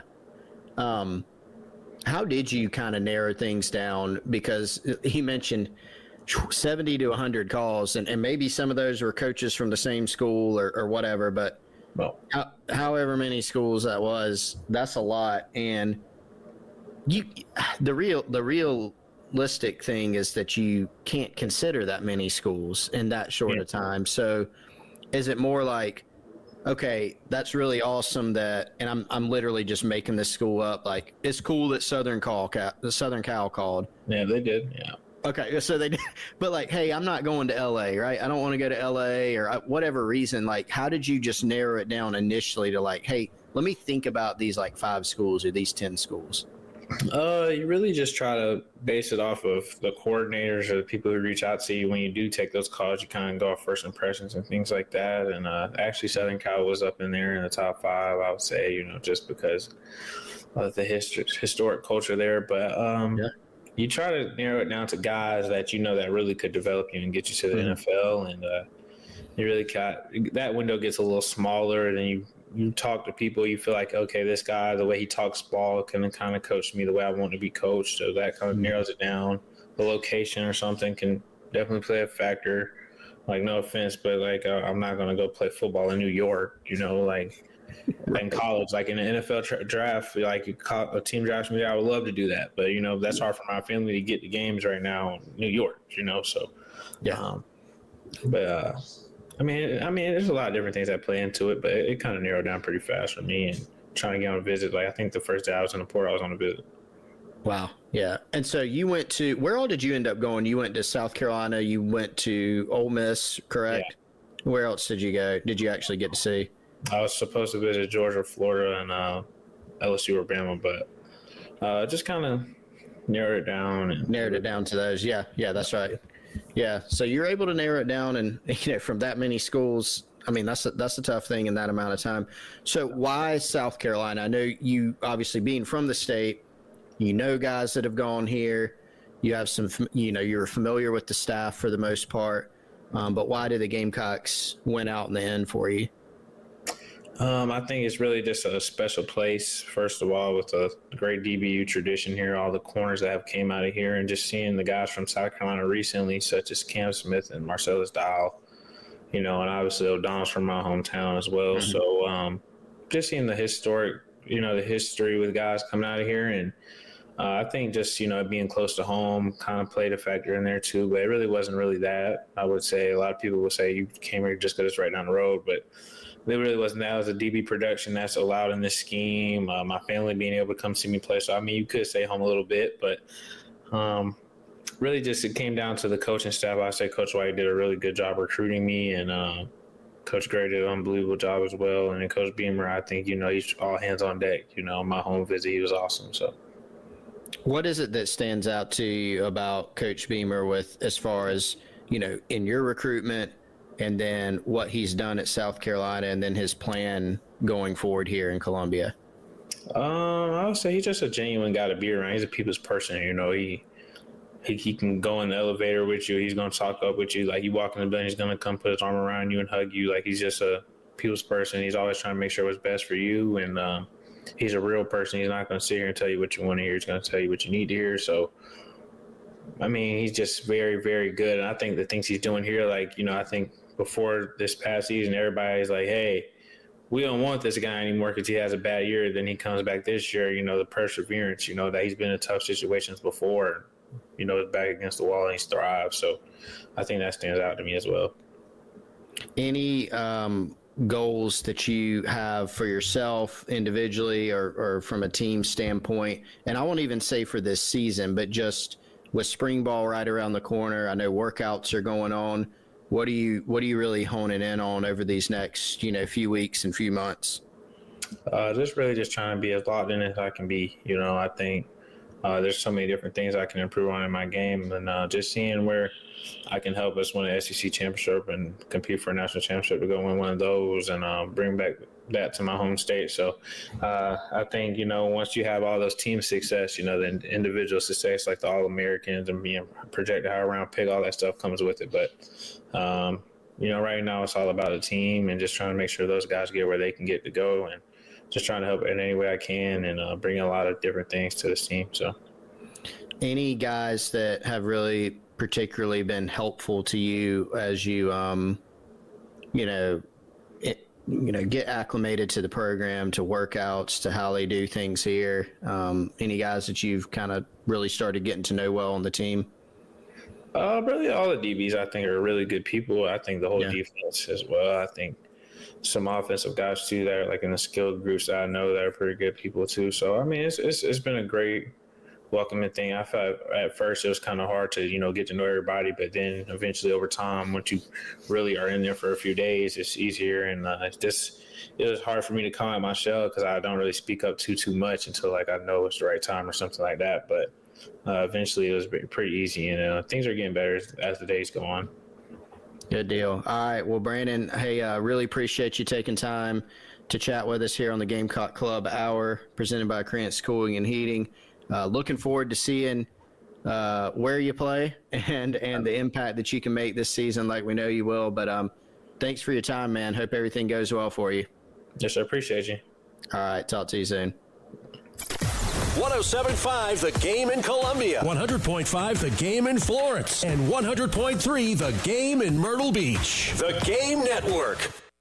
Hey guys, Jay Phillips and Grayson Griner here for our friends at Integrated Media. Grayson, now that you and the family have settled into life after years in the bigs, I hear you've added to what Integrated Media had already done around the house. Tell us what makes your system so much fun to use. Yeah, Jay, Integrated Media has taken care of us from day one. Everything they do looks fantastic, everything they do sounds fantastic, and everything runs seamlessly when it comes to our smart home. In today's day and age of streaming everything, having a strong Wi-Fi connection throughout the house is critical, and Integrated Media is the best in the business at setting you and your family up with everything you could ever need. Now, I don't know about you, but having an outdoor system that looks and sounds like the indoors is better than I could have imagined. Yeah, one of the perks of living in the Midlands of South Carolina is enjoying time outdoors virtually year-round. From weatherproof mounted televisions to outdoor speaker systems, Integrated Media is the standard when it comes to outdoor entertainment. They're the only people I would ever recommend when it comes to outfitting your smart home indoors or out. Work with the best in the business, and that's our friends at Integrated Media. Grayson and I can't recommend them highly enough. See their work on Facebook and Instagram, then call them up at 803-948-8327 and get Integrated Media into your home today. NIL is more important than ever to success in college athletics. Our friends at Garnet Trust are trying to build the best NIL program in the country for South Carolina student athletes. Head on over to garnettrust.com where you can support Gamecock athletes, get access to exclusive content, and help build the best NIL program in the country. Host your next event at Hilton Garden Inn downtown for a seamless and memorable experience. Whether it's a corporate meeting, training session, family reunion, or wedding, their flexible meeting space can accommodate up to 320 people and is equipped with top-notch audio-visual equipment. With on-site catering services, you can focus on your event while Hilton Garden Inn takes care of the rest. Contact the sales department at 803-227-3400 to book your event and enjoy the comfort, convenience, and hospitality of Hilton Garden Inn, Columbia downtown.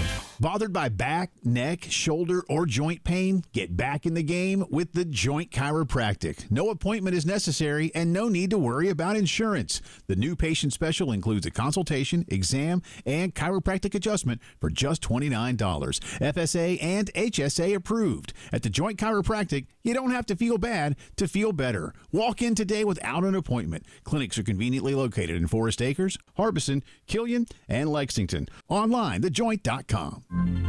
Taxes was not knowing your full financial picture. Now Taxes is getting and maximizing your refund all in one place. Credit Karma, where a TurboTax expert can do your taxes for you. They'll get you the most money back, guaranteed. Then you can do more with all that money, all in Credit Karma. Now this is Taxes.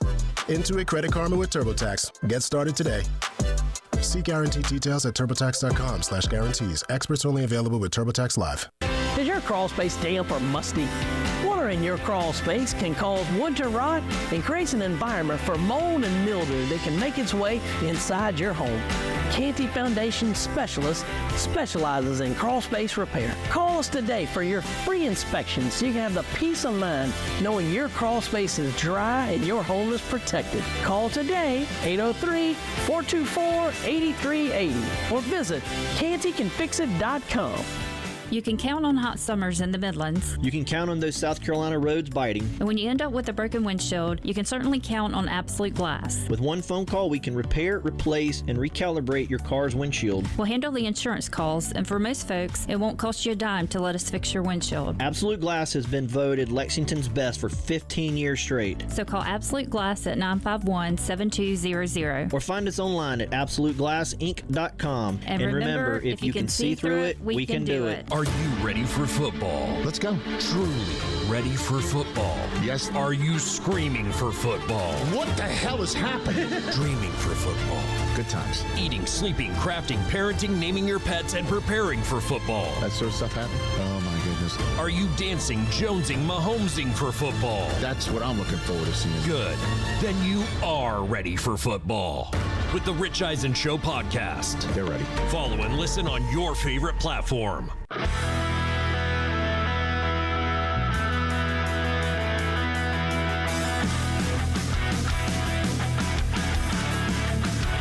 What you're talking about. Sponsored by Love Chevrolet on the Game Network.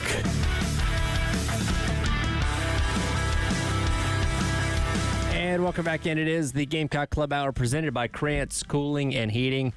Tyler Head and Chris Clark along with you here on your Tuesday. You just heard Chris's conversation with Brandon Cisse, of course, one of the newer transfers coming in for the 2025 season from NC State to play cornerback here for South Carolina. A lot of good insight there from Cisse, who, again, has played a lot of football up to this point, and a guy that, kind of to lead off your conversation, that you remember very well from his days of high school recruiting, where, maybe kind of flew under the radar a little bit, but was one of the more sought-after guys at his position when he decided to enter his name into the portal. Yeah, I mean, you heard the school list, right? Alabama, Georgia, Florida. Those are a few schools that he didn't end up visiting because he kind of quickly narrowed things down to Ole Miss and South Carolina. But Ole Miss, they recruit everybody in the portal. But they seriously, they recruit a lot of quality, obviously. You look at the guys they brought in. And so does South Carolina. They've done a really good job in the portal. Those other programs, I mean, SEC programs all over the place. That's the cool thing about the portal, right? If you miss the boat on a kid the first time around, you don't want to do that, but you can always double back. And Cissay's someone that the staff obviously knew about, dating back to his time in high school, being an in-state guy. There was already a rapport with Torian Gray. He'd already worked out at camp with Torian Gray. So the two parties knew each other, right? You're not going in completely cold to this thing. And I think that ended up helping, because look at Brandon. I kind of brought up half joking. He said 70 or 100 people called him immediately, which I can't imagine. Then you add on like reporters like me trying to get in touch with him. And I just joked like, hey, you're probably not going to Southern Cal. He's like, well, actually, I kind of like, kind of like Southern Cal, because of the staff and the tradition. But realistically, I don't think he was going to go that far. He mentioned, as a real example, hey, I'm not going to go up to New York to play college football.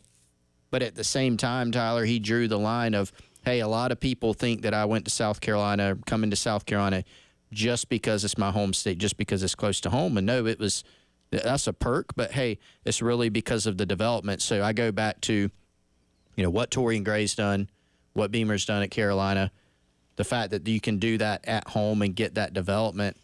I think that ended up winning out for him in the end. Well, and he pointed out that they've got a rapport for putting defensive backs into the NFL, which, hey, if you're playing in college football, you obviously want to be that to be your next step. And mentioned Cam Smith, obviously Marcellus Dial with the Patriots, now with Donna Fortune, expected to get drafted here in a couple weeks. So, and not that he couldn't have gotten there from continuing to play at NC State, because again, he was at a high-level program in a Power 4 conference, but you have an opportunity to maybe even elevate yourself even more, work with the Torian Gray, and maybe get yourself to being one of those higher round picks or something along those lines. So he's going to be able to come in and likely slide it right in one of those starting roles. And I thought his breakdown of the differences in his opinion on playing a traditional corner versus the nickel spot was pretty interesting on having to be smart to play both, obviously, but needing that kind of twitch to play nickel, because you are going to be asked to come up more and run support. You are going to be asked to be blitzing the quarterback, those kind of things that we've seen from his time at NC State, his ability to do both.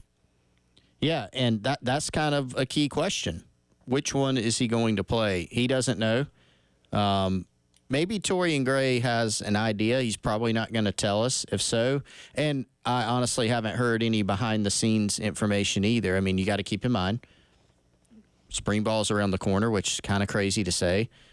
But they haven't gotten out on the field yet. And so I imagine he might get a look at both spots and kind of see how he fits in. Special teams is something we talked about as well. He played special teams at NC State. He seems to fit the profile of a player that could really help you out on special teams, and that he's got enough size. He can run well enough. He's got coverage ability, which I think can translate to special teams. So it'll be interesting. And I thought it was interesting as well talking to Jalen Kilgore, one of his teammates now.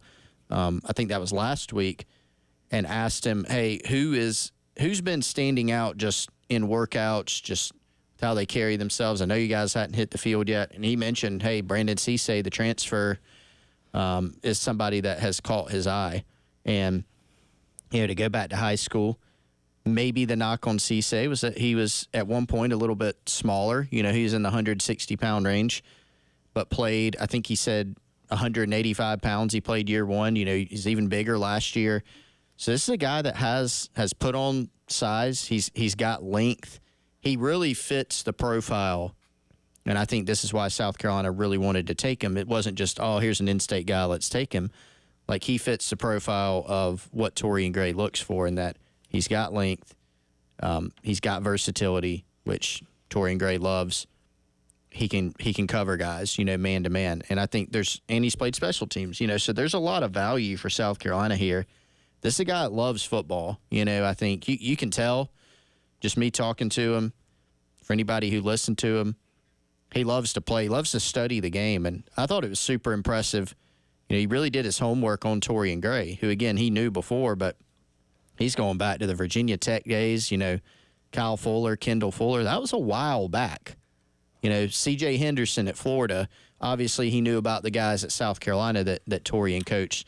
But he went back in the vault. I mean, it wasn't the 80s or anything, but that was a good while back. And really did his homework on those guys. So that was pretty impressive. You can tell he really likes to study the game. Yeah, he that cliche of student of the game, I think he kind of fits that bill pretty perfectly there. And again, the DB spot, cornerback and safety is one that is a conversation we've had several times already. You obviously have some very talented guys coming in as freshmen, particularly at that safety spot, but the conventional thinking is that Jalen Kilgore is going to slide into kind of occupying that Nicky Minori role with DQ Smith on the other side at safety, and then you're potentially going to have Cisse maybe bounce back and forth between playing traditional corner and that nickel spot, because we know, going back to the 2023 season, how much of a conversation it was before they finally settled on Kilgore roughly halfway through that season to play nickel, which he played through, this past year. How difficult a spot that is, because you're being asked to do so much, and it does take a special type of player to be able to do that. And, as much as you would love Kilgore to continue to play there, him being at traditional safety probably fits this defense best. And if you can have Cisse slide over and kind of occupy that spot that he's leaving behind at nickel, that may make the most sense and be what the best choice is. Well, you want to find the best five, and I think it just depends on a variety of factors. You do have, ultimately Cisse might have a quote unquote best spot. His best spot, at NC State, maybe it was nickel. Is that the best spot at South Carolina in this scheme? Is that his best spot long term? I don't know. Kilgore, you mentioned, he can play either. DQ Smith, I think, has played both. It seems like he's found a home at safety. It seemed like Kilgore's found a home at nickel, but he could shift back and forth. So I think for the staff, it's probably a starting point in the spring of, okay, how do you feel about both your corner spots? How do you feel about one of your safety spots? You lose Nicky. You figure DQ's going to hold one down. Do you feel like to get your best five, it's shifting Kilgore and then playing Cisse at nickel? How does Miles Norwood fit into this equation? He seems like he's more of a true corner. How does Jalewis Solomon fit in as a young player? Like, you've got a lot of pieces, and that's why we've been talking about for quite a while. Every year you come into a spring, a preseason with a position or two that you really have your eye on. And I think the secondary is maybe the spot on the team where there's going to be the most competition for a few spots. I don't see, DQ Smith, he's a senior. He started every year. Doesn't seem like he's in danger. Kilgore is going to be a starter somewhere. Yep. But a lot of the other guys either haven't played and have a lot of upside, or they're transferring in, or there's going to be a tightly contested battle. So a lot of guys in there vying for a few spots. But you also have, which is, I think, a luxury. It's a good thing. You have some guys you can shift back and forth. You're not kind of just, square peg, round hole type of thing. You're not saying, well, we to get our best five, we'd really like for this guy to be able to play this spot. No, you have a couple guys, at least, that can probably do more than one thing for you positionally. And from there, it's about, fitting those puzzle pieces together. Yeah. Again, if you missed any of that conversation, you can check it out on our podcasting page on 1075thegame.com or wherever you get your podcast. We'll come back and wrap up today's edition of the Gamecock Club Hour presented by Krantz Cooling and Heating. It is Super Bowl week. Patrick Mahomes and a lot of the superstars of Sunday's game speaking last night at the opening of media days for the week down there in New Orleans. Patrick Mahomes embracing the villain role. We'll discuss that coming up next. It is the Gamecock Club Hour presented by Krantz Cooling and Heating on your Tuesday here on The Game. 107.5 The Game in Columbia, 100.5 The Game in Florence, and 100.3 The Game in Myrtle Beach. The Game Network. This is Boomer Esiason with Sportsman Ed, sponsored by Tax Slayer. Get your max refund at taxslayer.com and file fearlessly. New Orleans hotel rooms for Super Bowl 59 are at historic highs. 4- and 5-star rooms are upwards of $4,000 per night. The good news is that Super Bowl ticket prices have fallen nearly 30% in the past week. I'm Boomer Esiason.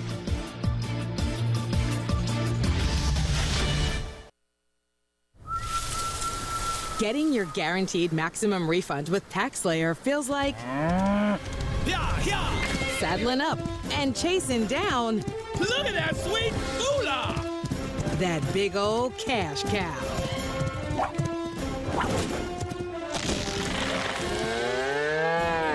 Look at all that money! File with TaxSlayer Simply Free and get your guaranteed maximum refund. Simply Free is available to a limited number of taxpayers. See taxslayer.com for eligibility. This is the story of the one who, as a maintenance specialist for a historic high-rise, knows that vintage charm historically needs constant attention. Which is why, when it's time to upgrade turn-of-the-century mechanicals, they turn to Grainger. With easy access to 1 million-plus products and the scale to deliver when and where you need them.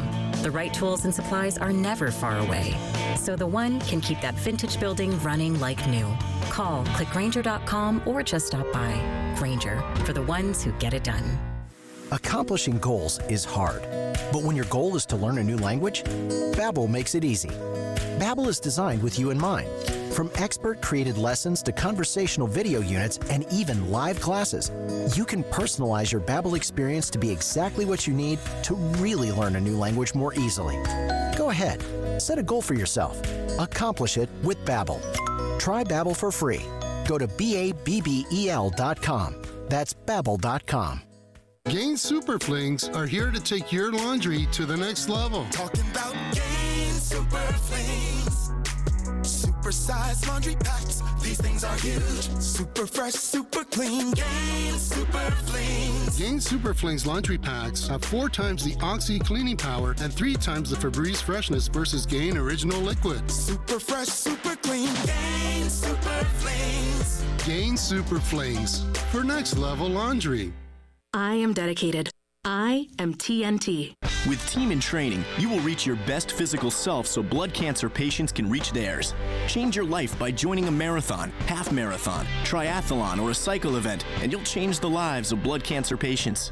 I am committed. I am TNT. After 600,000 participants and almost $1 billion raised for treatments, TNT has helped the Leukemia and Lymphoma Society make a significant impact in the advancement of blood cancer therapies that save lives every day. I am making a difference. I am TNT. Join TNT. Expand your circle of friends to be part of a very special community. Train with world-class trainers and have the chance to be part of the most exciting endurance sports events in the country. Or train on your own schedule with TNT Flex. Join TNT and fundraise while you train and take part in getting us all closer to a world without blood cancers. Join TNT now. Go to teamintraining.org.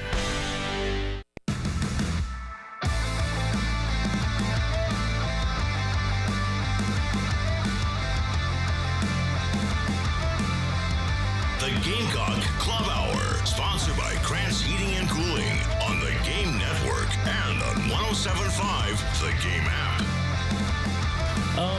Not necessarily. I think I just like winning. If you win a lot and that causes you to be a villain, then I'm okay with it. But at the end of the day, I'm going to enjoy playing the game and try to win as much as possible. Welcome back in. It is the Gamecock Club Hour presented by Krantz Cooling and Heating. Tyler and Chris along with you here on your Tuesday. That, of course, the voice of Patrick Mahomes last night at the opening night of Media Days for the Super Bowl 59 coming up on Sunday in New Orleans. And, you know, Patrick Mahomes is such an interesting character because, like, his personality, there's nothing about him that makes people, like, hate him. It's more like the people in his family that do dumb or questionable things that make people dislike him on the field. But when you win too much at any professional sport, people start to turn on you. I'll go back to a couple years ago when he finally, won that first Super Bowl, and beat the 49ers in the process. Oh, great story. Andy Reid, first Super Bowl as a head coach. Patrick Mahomes, this fun, exciting player. And only 5 years later, it's shifted to, oh, God, I'm sick of that guy. I hate him. I don't want to see him win again.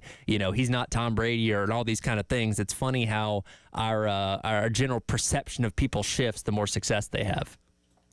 Well, it does. And I think it's a variety of factors, right? It's the winning too much. I mean, we saw this with Tom Brady, and I was I would say a victim. It was me. Yeah. Because, beat my Carolina Panthers way back in the day in the Super Bowl. That was heartbreaking. Saw some highlights from that game the other day. The Jake Delhomme to Moose Muhammad touchdown that broke the record for the longest pass of the time, and then they lost. That's one of the first Super Bowls I have vivid memories of. Yes. Because was that January of 2004?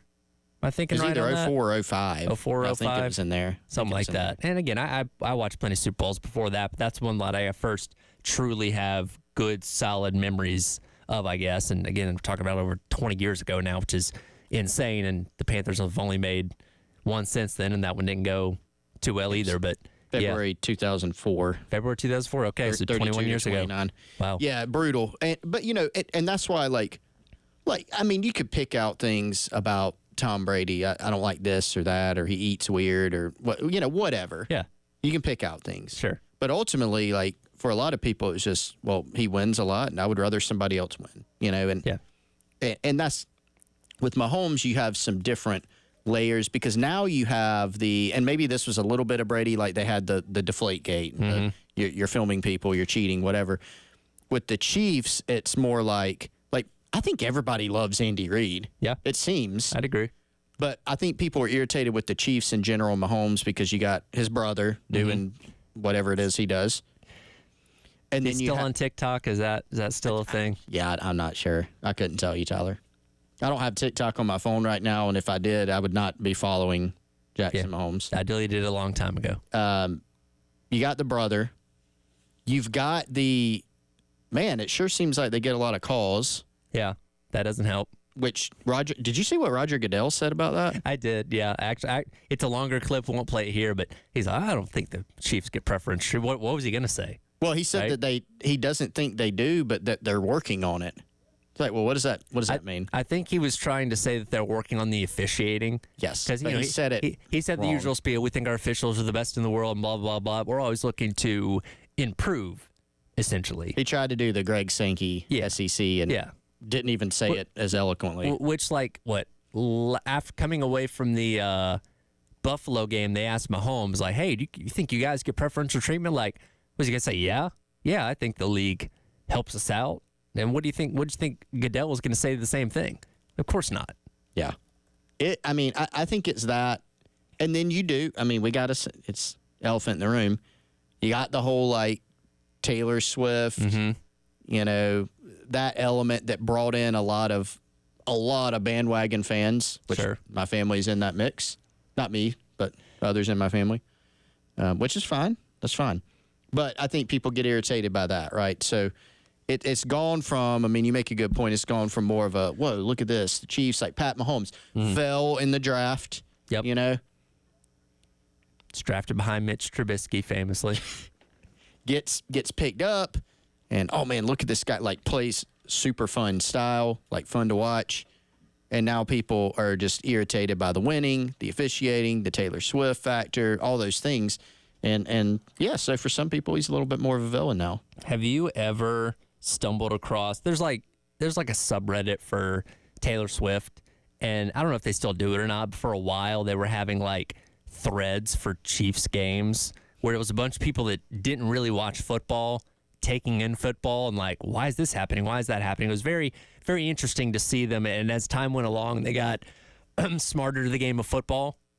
You know what I mean? Yeah. It's kind of interesting. Like my wife doesn't really have much interest in football, but she watches Chiefs games because, hey, let's see if Taylor's there. Let's see what he's wearing let's see what she's wearing and all kind of things. And she's even picked up on more things just watching it passively like that. It's an interesting observation. The start of I do remember when people, they're making the jerseys and all that, and there was a lot of stuff. I do think there's been a growth because it's That's cool. Just expose more people to the game, and which is why the NFL leaned into it. People are like, why is the NFL? Why is she getting shown on TV? Why are they? They changed like the name on Twitter to like the NFL Taylor's version. Like, why wouldn't you lean in to the biggest star in the entire world being involved in your game? Like, that just makes sense.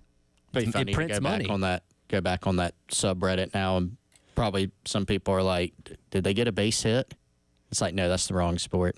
Well, and there were people like, because there was a while where Kelsey just wasn't like getting a lot of receptions. Like, ooh, is Patrick Mahomes mad at Travis Kelsey? Why is he not throwing the football? And it's like, you could start to explain it, but it might get lost on them a little bit. But it's like, no, it doesn't work that way. If he's open, he's going to throw in the football. He's not open. That's the problem. Tyler, have you ever been to a Super Bowl? I've not. Not either. I haven't been to an NFL game in 10 years. I assume you've been to some Falcons games. The last pro football game I went to was Quinn's first year. They went on that 5-game winning streak to start the season. I went to that 5th game. They beat Washington in overtime. Funny enough, Kirk Cousins was the quarterback of that team, and that was the last time I went. I haven't been, the Panthers, Wes and I went to a Panthers game at night a few years back against the Bucks, and they lost. I think the last few games I've been to have been losses, which makes sense because they've been not surprising doing a lot of losing. But I mean, they're fun. When they're winning. I mean, I went to a Panthers playoff game one year when they played the Rams. It was an absolute blast. Yeah, won. I mean, it's fun. Yeah, I've considering how cheap tickets are. I've considered like obviously because they're divisional rivals, when the Falcons play on the road at Carolina, like, oh, why not just buy some cheap tickets and go up there for it? I haven't done it yet, but I'd like to see a game in Bank of America Stadium. Oh, it's a good time. It's a really good time. As long as the weather's nice. Yeah, nice weather. I mean, it's great. It would be cool if they decided they would like to win. And they were, hey, they got better at the end of the year. The two teams playing in the Super Bowl, like, they put forth a great effort. Sure, they did, which is hilarious. Yeah, and others they didn't. So we'll see. A lot more to obviously unpack before the big game as well. That I'm sure we will continue to talk about. Yeah, and I think I've seen a lot of people kind of split on it. Like, I'm not excited for it because we saw this game 2 years ago. But I mean, just from a pure standpoint of got two good defenses, you got a lot of star power on both sides on offense. Like, I don't know if it's going to be a barn burner, but I think it'll be a pretty fun game. It should be. I think it'll be fun. I think people would love for the. I don't know. I think the people that are like the not Chiefs fans and not first-year NFL fans because of this factor that we've had this year, I think there's going to be a lot of people rooting for the Eagles. Yeah, like if this was the Commanders or something like that, everybody would be more adept to want to cheer for them because I think it's a good story. Like outside of Philadelphia, a lot of people feel a certain way about the Eagles. They're a tough team to like, especially with Nick Sirianni as head coach. So I think some people may not see either way in terms of options here. So ratings will be fascinating. Yeah, it'll be interesting to see what happens on Sunday. We'll talk about that more as the week goes along. Coming up next, Gamecock Central Takeover Hour presented by Firehouse Subs here on your Tuesday on The Game.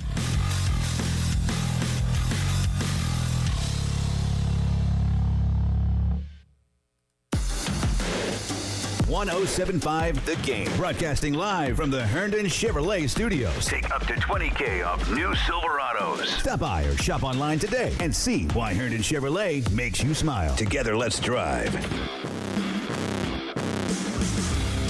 What you're talking about. Sponsored by Love Chevrolet. Check out the Season of Love at South Carolina's #1 volume Chevy dealer. I-26 in Harbison and at lovechevy.com. Together, let's drive.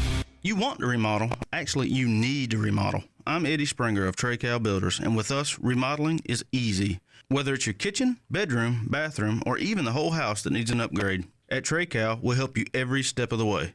We do first-class work quickly, cleanly, and affordably. Call 360-8211, 360-8211, or visit TRECALbuilders.com.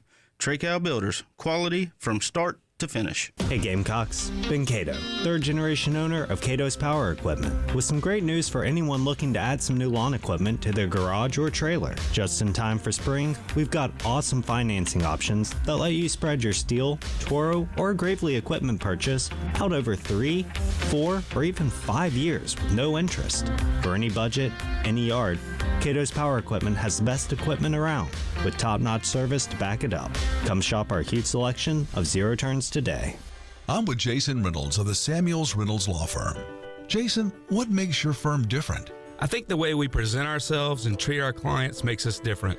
We don't show injured workers, horrible vehicle accidents, or stacks of cash in our advertising. That's because injuries really affect people's lives, and we take that seriously. Our clients come to us in their toughest times, and we're truly committed to helping them in every way possible. Samuels Reynolds. True injuries, true lawyers.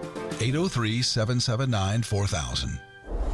Anyone out there looking for a reliable residential or commercial roofer who's also a locally owned and operated company, check out our friends at Classic Roofing, classicroofingsc.com. Joe Reeder, Mac Sawyer, families that live right here in the Midlands, GAF certified roofers, which only about 7% of roofers in the entire country have that designation. Roof inspections, roof installations, replacements, repairs. If you suspect that you may have any problems with your roof, if you've gone years without having your roof looked at and you haven't been up there, you're not sure what kind of shape it's in, just give them a call. They can come take a look at it for you. They can give you a free estimate. They can let you know if you have any damage and then how to go about fixing that damage. Free estimates, classicroofingsc.com. Give Joe, Mac, and their team a call. 803-590-7870. That's the team over at Classic Roofing. Hey guys, Jay Phillips here from my good friends at Integrated Media, Columbia's leader in today's technology for your home and business. They've got TVs from Sony and Samsung, surround sound systems from Dolby, Sonos wireless speakers, Wi-Fi that works everywhere, even cameras to see what's going on around your home. They've got you covered.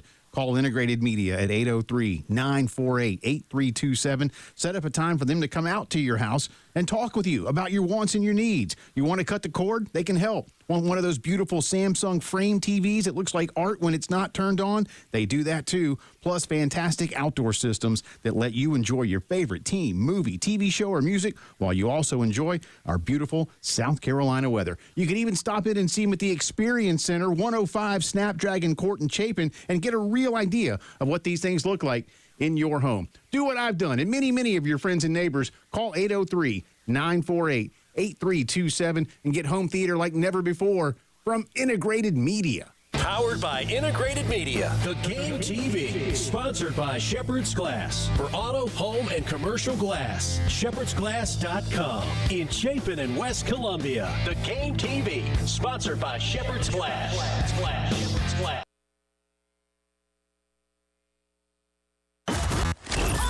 Your home for the Gamecocks. 107.5 The Game. WNKT Eastover, Columbia. A Cumulus media station. The Gamecock Central Takeover Hour with Tyler Head, along with Chris Clark and Wes Mitchell from Gamecock Central. Sponsored by Firehouse Subs. Call or text 803-404-6100 on the Game Network and on the 107.5 The Game app.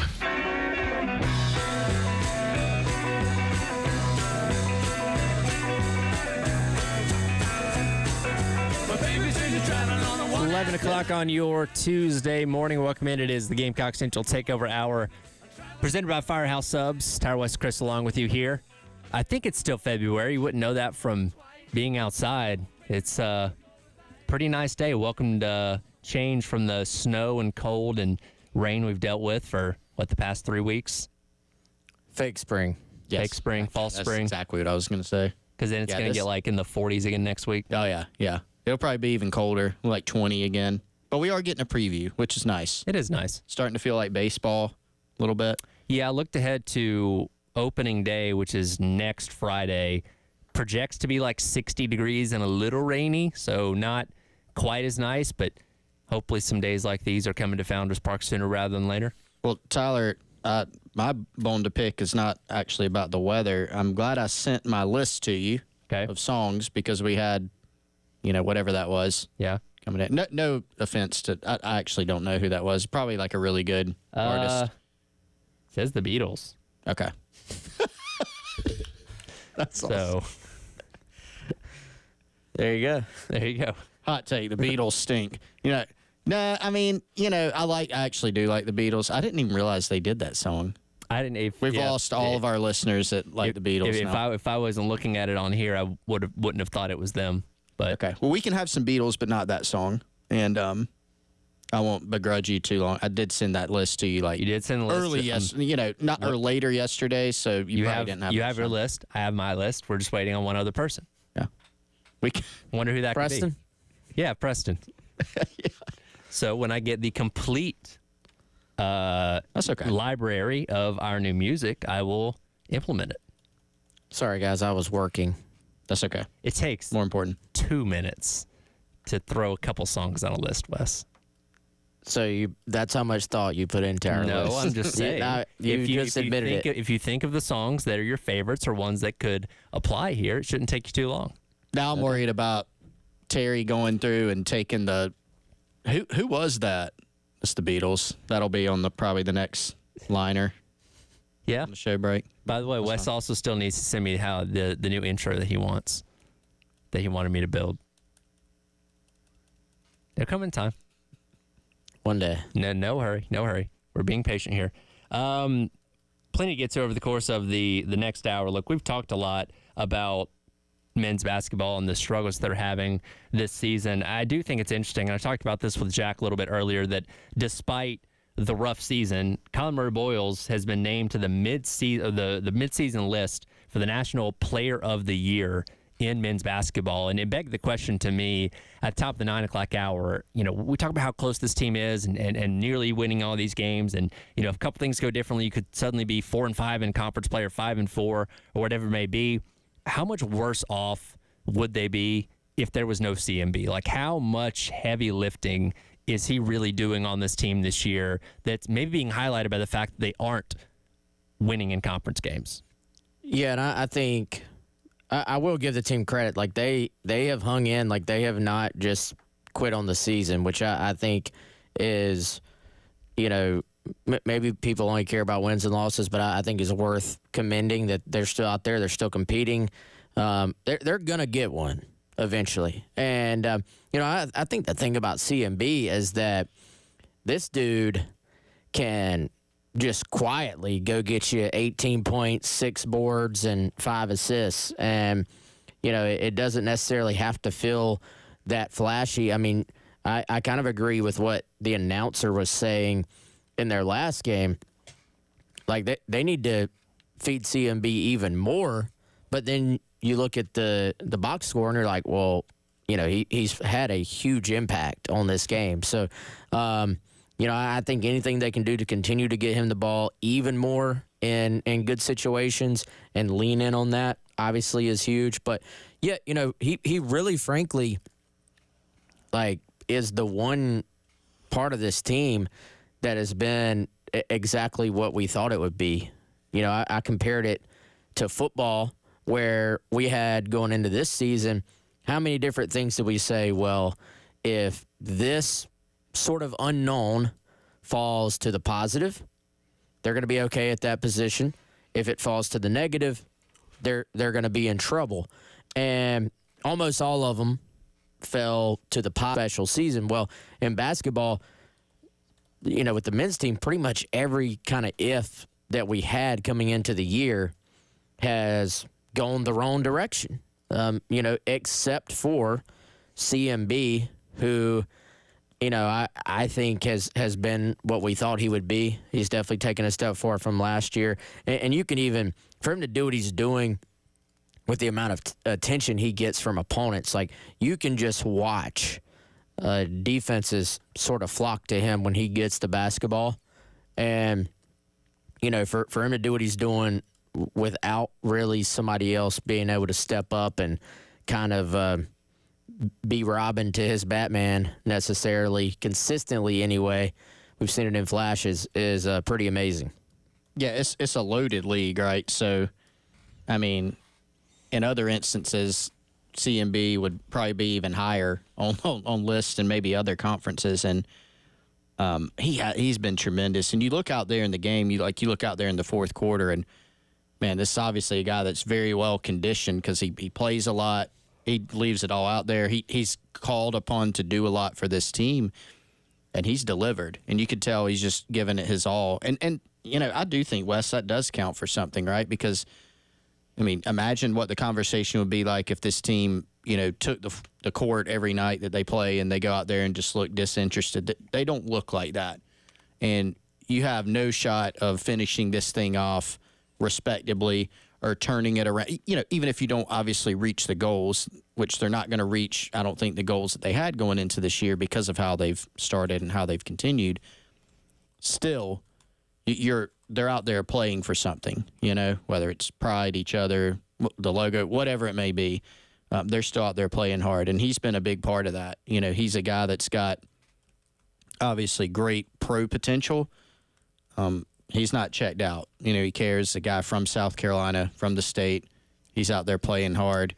And I think he's done himself a lot of favors in terms of what he's shown scouts this year. The passing's been incredible. Mm-hmm. That's the thing that really stands out. Biggest win of the year against Clemson, in my opinion. They would just run the same play. Just put Colin down on the block, let him either go to work, let him pass, let him get fouled, right? And it worked. And, I mean, he had a pass the other night to Ugasuk where he just the one hand volleyballed it, basically. I mean, that's the type of thing he can do. So he's been a lot of fun to watch, even in the midst of, a disappointing, difficult season. And, of course, we still have a month left, a lot more regular season games to go, and they'll play in the SEC tournament because everybody gets to go this year. And we aren't expecting a whole lot of them based on what we've seen up to this point. And I kind of think about, he's going to go on, probably be a first-round draft pick here coming up in a couple months in the NBA. And I think we're just going to kind of look back and reflect on his time here at South Carolina, wondering what could have been in the second year. Because, again, he came out of the gate strong once he got over his illness last year and was a big part of why South Carolina was able to make the tournament. And then you have all the momentum seemingly in the offseason of, hey, he's coming back for another year. He's fully healthy, full season. Can you put pieces around to be successful? And obviously he took a big step back this year. And, he'll be on to the next level here in a couple months. And I just kind of think it's a lot of missed opportunity with him when you think back, when we're going to be thinking back to his time here at South Carolina. Like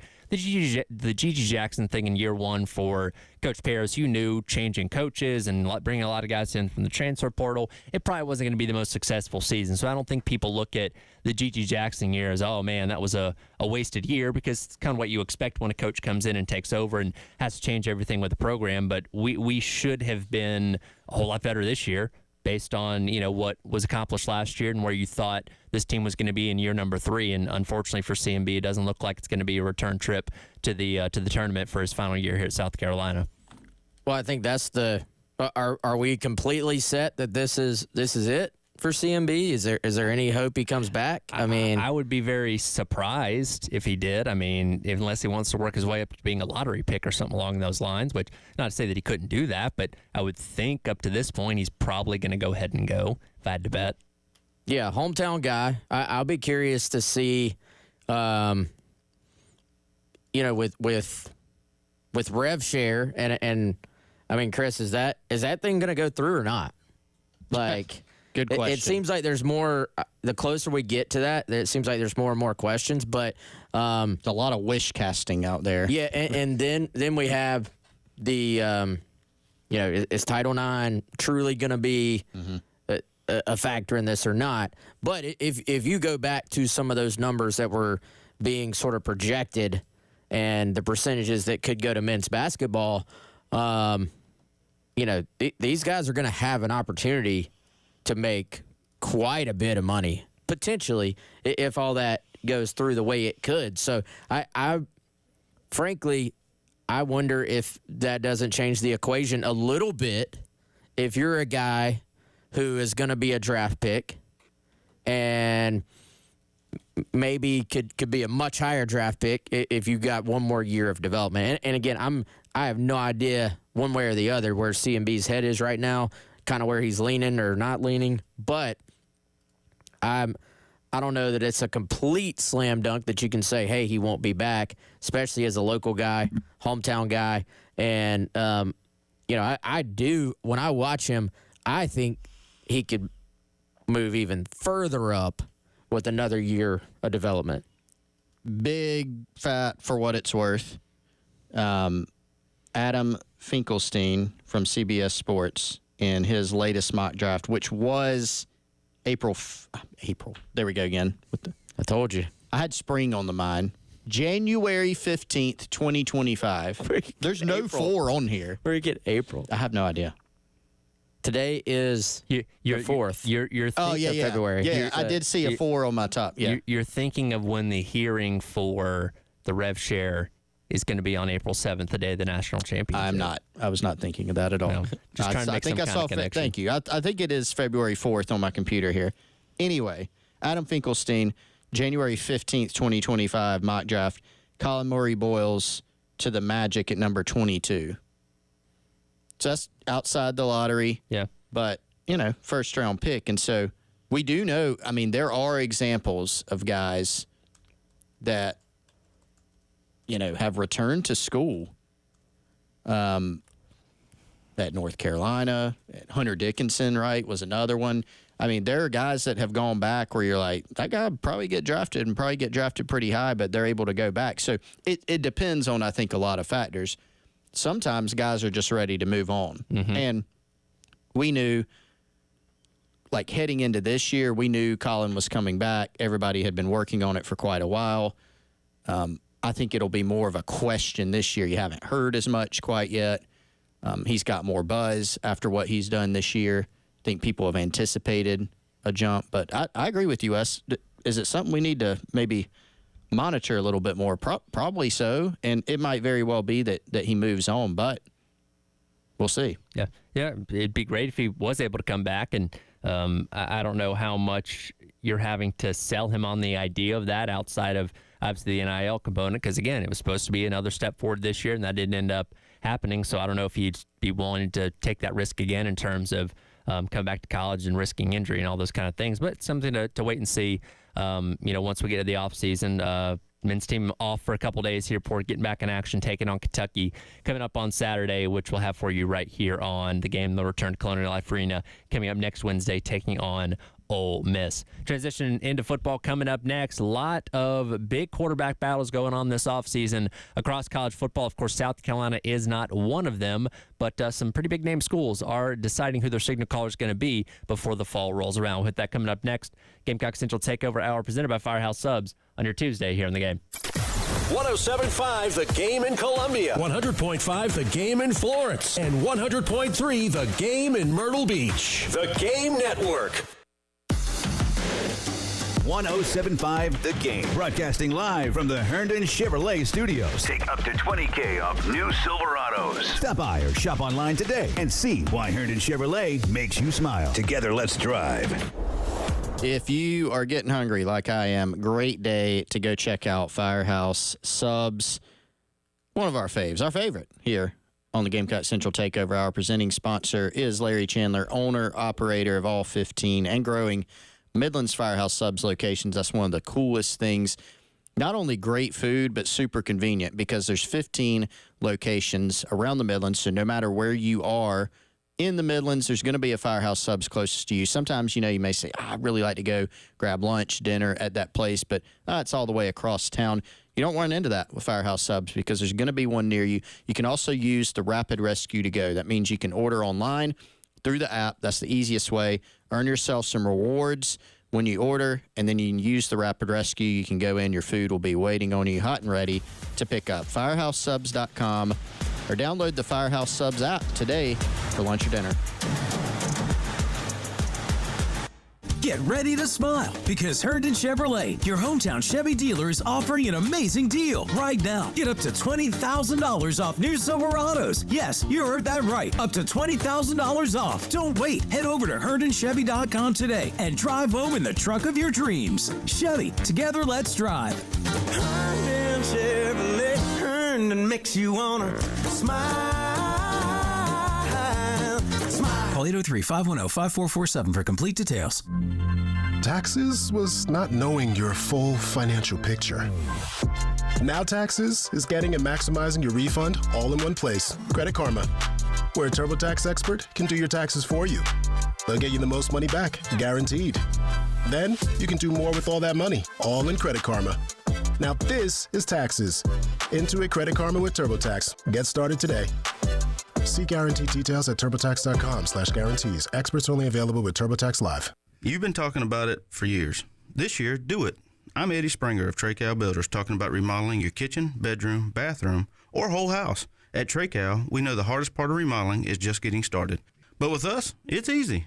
We'll guide you through the process, then deliver first-class work quickly, cleanly, and affordably. Call 360-8211, 360-8211, or visit TRECALbuilders.com. Treycow Builders, quality from start to finish. Looking for a great job with a winning team? Join American Italian Pasta Company, part of Winland Foods, right here in Columbia, where they've been proudly producing Mueller's pasta for nearly 30 years. They offer competitive pay, great benefits like 401k match, and paid parental leave. They're hiring industrial multi-craft maintenance techs, packaging and press operators. Positions available on both first and second shifts. A high school diploma or GED and manufacturing experience are required. Apply today at winlandfoods.com/careers and grow with us. Hey guys, Jay Phillips and Grayson Griner here for our friends at Integrated Media. Grayson, now that you and the family have settled into life after years in the bigs, I hear you've added to what Integrated Media had already done around the house. Tell us what makes your system so much fun to use. Yeah, Jay, Integrated Media has taken care of us from day one. Everything they do looks fantastic, everything they do sounds fantastic, and everything runs seamlessly when it comes to our smart home. In today's day and age of streaming everything, having a strong Wi-Fi connection throughout the house is critical, and Integrated Media is the best in the business at setting you and your family up with everything you could ever need. Now, I don't know about you, but having an outdoor system that looks and sounds like the indoors is better than I could have imagined. Yeah, one of the perks of living in the Midlands of South Carolina is enjoying time outdoors virtually year-round. From weatherproof mounted televisions to outdoor speaker systems, Integrated Media is the standard when it comes to outdoor entertainment. They're the only people I would ever recommend when it comes to outfitting your smart home indoors or out. Work with the best in the business, and that's our friends at Integrated Media. Grayson and I can't recommend them highly enough. See their work on Facebook and Instagram, then call them up at 803-948-8327 and get Integrated Media into your home today. The Gamecock Central Takeover Hour with Tyler Head, along with Chris Clark and Wes Mitchell from Gamecock Central. Sponsored by Firehouse Subs. Call or text 803-404-6100 on the Game Network and on the 107.5 The Game app. Let's flip the card over and check the stat line. Sponsored by Palmetto Cards in Lexington. All right, welcome back in. It is the Gamecock Central Takeover Hour presented by Firehouse Subs. Tyler West, Chris, along with you here on your Tuesday on the game. It is time to flip the card over and check the stats brought to you by our friends over at Palmetto Cards in Lexington. And today, we'll look at Lenore Seller's stats from this past season. Just over 2,500 yards, 18 touchdowns, 7 interceptions through the air, ran for another 674 yards and another 7 touchdowns on the ground. And we go into 2025 knowing he is returning as the starter for South Carolina. And really, out of all the teams in the SEC, one of the few where you know for sure what the exact quarterback situation is going to be, compared to a year ago where I remember late summer, I forget, one of the outlets wrote about really no quarterback controversies or competitions really happening around the SEC going into the 2024 season. And that's obviously a lot different here as you kind of look around, not only the SEC, but around the country, a lot of high-level programs. And Pete Notko wrote about this on On3 yesterday, really wondering who their signal caller is going to be. Teams like Alabama, Georgia. Outside of that, you go to Colorado, you go to Michigan, and many more, Ohio State. Many teams that are expected to be contenders with the college football playoff that don't know exactly who's going to be taking the snaps when the season starts. Yeah, and obviously, most important position on the field for a reason. And, for South Carolina, like you said, Tyler, it's one of those things where you may have questions at other positions. You may have other position battles you're going to be kind of knocking out, but at least you can go into every single day and just check that box and be like, we have our guy at quarterback. And I do think that's a nice safety blanket for coaches. You sort of sleep a little bit better when you have that position filled, and you certainly do when you have it filled with the guy that you have confidence in. And not false confidence, not where you're kind of hyping yourself up like, yeah, I think he can do it. It is something he's shown, and everybody I talk to thinks he's going to make another big step forward this year. You look around the league, though, man, like there obviously are some star quarterbacks in this league already, guys that are returning. You obviously look at Lagway, who I think is right up there with Lenoris. Arch Manning, even though you're going to have a different quarterback at Texas, I don't really think you call that a battle. You've got some guys at the top of this league, Nussmeier, who are really, really good players. But, man, I think you've got some questions throughout the league, too. Like, not just in terms of, all right, who's going to be the guy, but some questions in terms of, can that guy get the job done when you sort of start to look at some of these battles? I have a little bit of a prediction here, and I think that my prediction is kind of a weird one, but I think the phenomenon that we have where the backup quarterback is like the most popular guy on campus. I think the transfer portal is really going to intensify that, amplify that, meaning if a guy is struggling, oh, man, like think about Auburn, right? That's an interesting one for so many reasons. Hugh Freeze did, after last offseason, he did not dip into the portal. He did twice this year, brought in 2 transfer quarterbacks in Jackson Arnold from Oklahoma, who was a big-time recruit when Oklahoma landed him, and then Ashton Daniels from Stanford, who's a fascinating player, very mobile. Then they have Deuce Knight, who was a big-time flip from Notre Dame in the 2025 class, so he'll be a freshman. So there's probably already opinions on, I would imagine most people are saying, okay, it's going to be Jackson Arnold. He probably has the lead, right? But people are going to be intrigued by Daniels. People are going to be intrigued by Knight because he was a big-time prospect. So my point is, if Jackson Arnold comes in, gets off to a slower start, it's not like you've just got a freshman on campus. You have a transfer, and you also have a highly touted freshman. So I think the pressure is really, really going to be on in some of these spots. I mean, same thing at Bama, right? You got Ty Simpson, who I would imagine probably has the upper hand going in. But you've got a transfer from Washington and Austin Mack. You've got the Washington factor, obviously, with Kalen DeBoer. He's also bringing his OC from Washington back from the NFL to Bama. I think that was a good hire.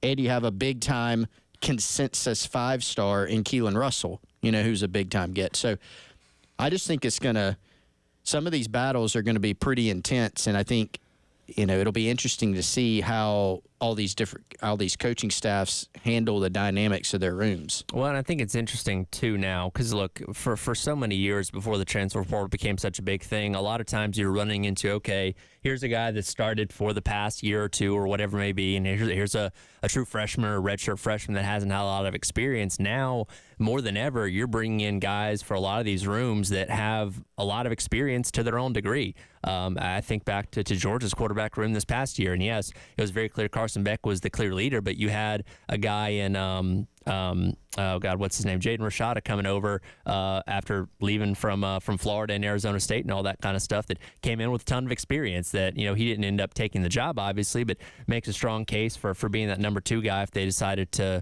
go in that direction, if instead of with Gunnar Stockton. But you look around these other quarterback battles around the country, and you have so much talent, so much experience in some of these rooms that it might be a little bit hard to decide who the guy's going to be before the season starts. Yeah, and then you always have the factor of, hey, if a guy doesn't win the job, does he hit the portal, now, like in the spring, as opposed to waiting? And I think it's probably harder than ever to build true depth in that quarterback room. And, I look at Ohio State. Obviously, Will Howard is out there. Julian Sayin was an absolute stud in high school. 5-star, I think, on all the services. And, I'm not so sure that Aaron Noland even entertains the portal if Ohio State was not fairly sure on what they had in Julian Sayin. And, you know, I think that from what I've kind of heard and reading between the lines, I think Ohio State has sort of set it up for Sayin to be the next guy in line there and probably steps right in and plays. But it'll be fascinating to see the difference for them going from having, you know, some older players at that position to now, you know, you got a brand new coaching staff on both sides of the ball. You've got a young quarterback. You've got a lot going on there in terms of just turnover at Ohio State from one year to the next. So I do think that's going to be fascinating to kind of see how that one plays out. Going back to Auburn real quick, I would not count out Deuce Knight by the end of the year. This dude is very impressive. He was an early South Carolina offer, actually, and had some early interest in Carolina. Like Chris said, flipped from Notre Dame to Auburn. I kind of thought Ole Miss might be a better fit for him. He was highly considering them as well, but ends up at Auburn. And that all of a sudden is a pretty talented quarterback room, I think. It's just a matter of how is it actually going to play out. But I don't think it's going to be a matter of lack of talent in that room, which I think it was a matter of that this past year for them. Yeah, and with Freeze, I mean, it was very interesting, again, how he handled it. A lot of times his comments, you're going, man, he's kind of throwing that guy under the bus, you know, and had some pressure, I think, to make a change. He made a change at quarterback. It did not go well, so you go back to your other guy who you've already kind of maybe diminished his confidence a little bit. And so you obviously have some new faces now, and I agree with you, Wes. Like, you look at the talent in that room, I think you've upgraded it, right? But, you know, what else? You know, like Jackson Arnold, I mean, that's fascinating to me because he showed some things. I think Oklahoma had lots of struggles offensively last year, so is this going to be a reset to where he kind of is able to reach his potential? Because I think he still does have potential. Is Daniels a factor? Is it ultimately Deuce Knight? He'll be a freshman.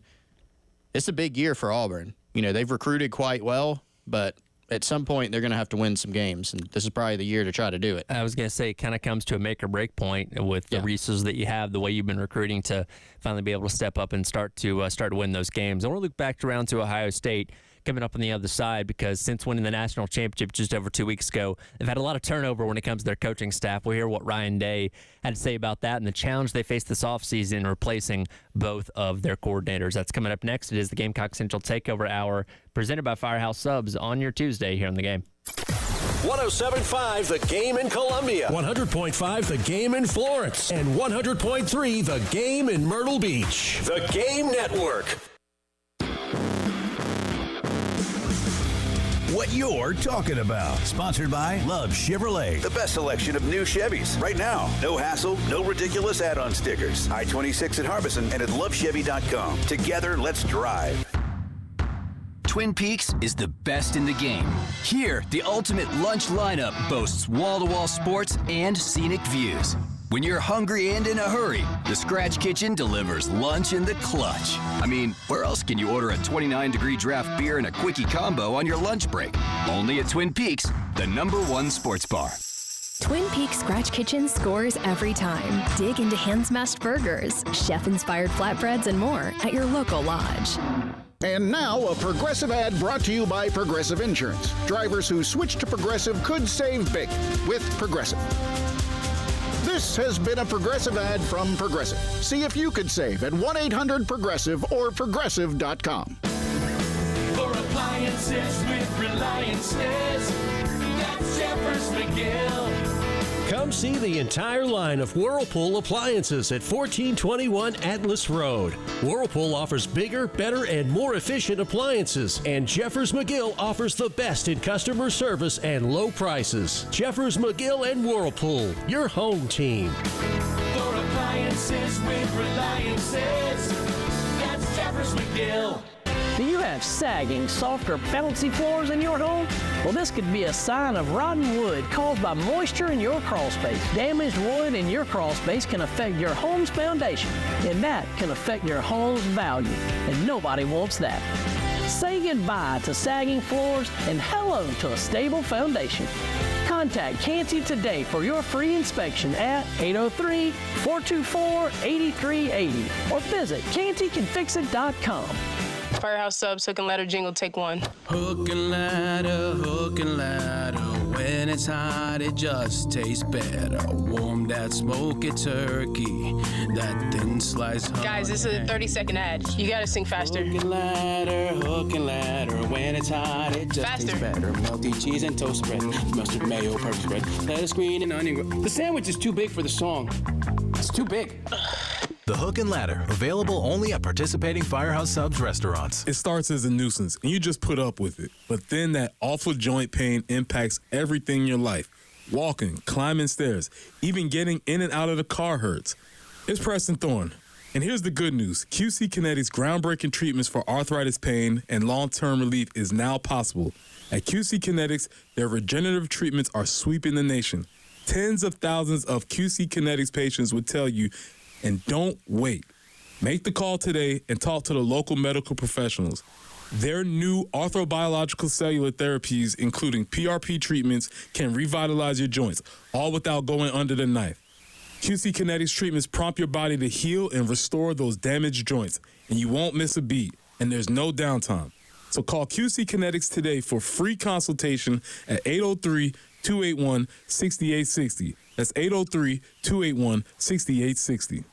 Make that call. You deserve to be pain-free in 2025. Shepherd's Glass has provided commercial, residential, and auto glass installation, repair, and replacement to Columbia for over 50 years. Large retail storefronts, auto, custom shower enclosures, and mirrors for that remodeling or new construction project. Visit shepherdsglass.com to see and learn more. Now with 2 locations on Platte Springs Road in West Columbia and Chapin at 855 Chapin Road. shepherdsglass.com. Shepherd's Glass. Shepherd's Glass, a true reflection of quality. Now Taxes is using Credit Karma, where a TurboTax expert can do your taxes for you. They'll get your refund so you can do more with it right in Credit Karma. Now this is taxes. Intuit Credit Karma with TurboTax. See guaranteed details at turbotax.com/guarantees. Experts only available with TurboTax Live.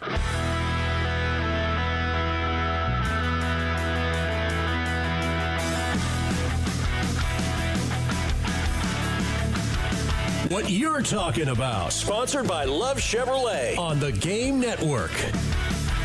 Welcome back in. It is the Gamecock Central Takeover Hour presented by Firehouse Subs. It's always Chris along with you on your Tuesday here on the game. Coming up on Thursday night, going to hear from Coach Paris.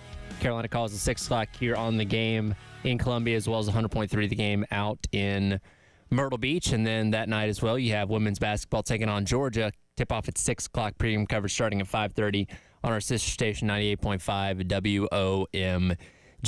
On the heels of winning the national championship, Ryan Day is now searching for a new offensive and defensive coordinator, with both of his assistants leaving here in the past couple weeks. Yesterday, he talked a little bit about the challenges that's going to be of losing both coordinators coming off the national championship.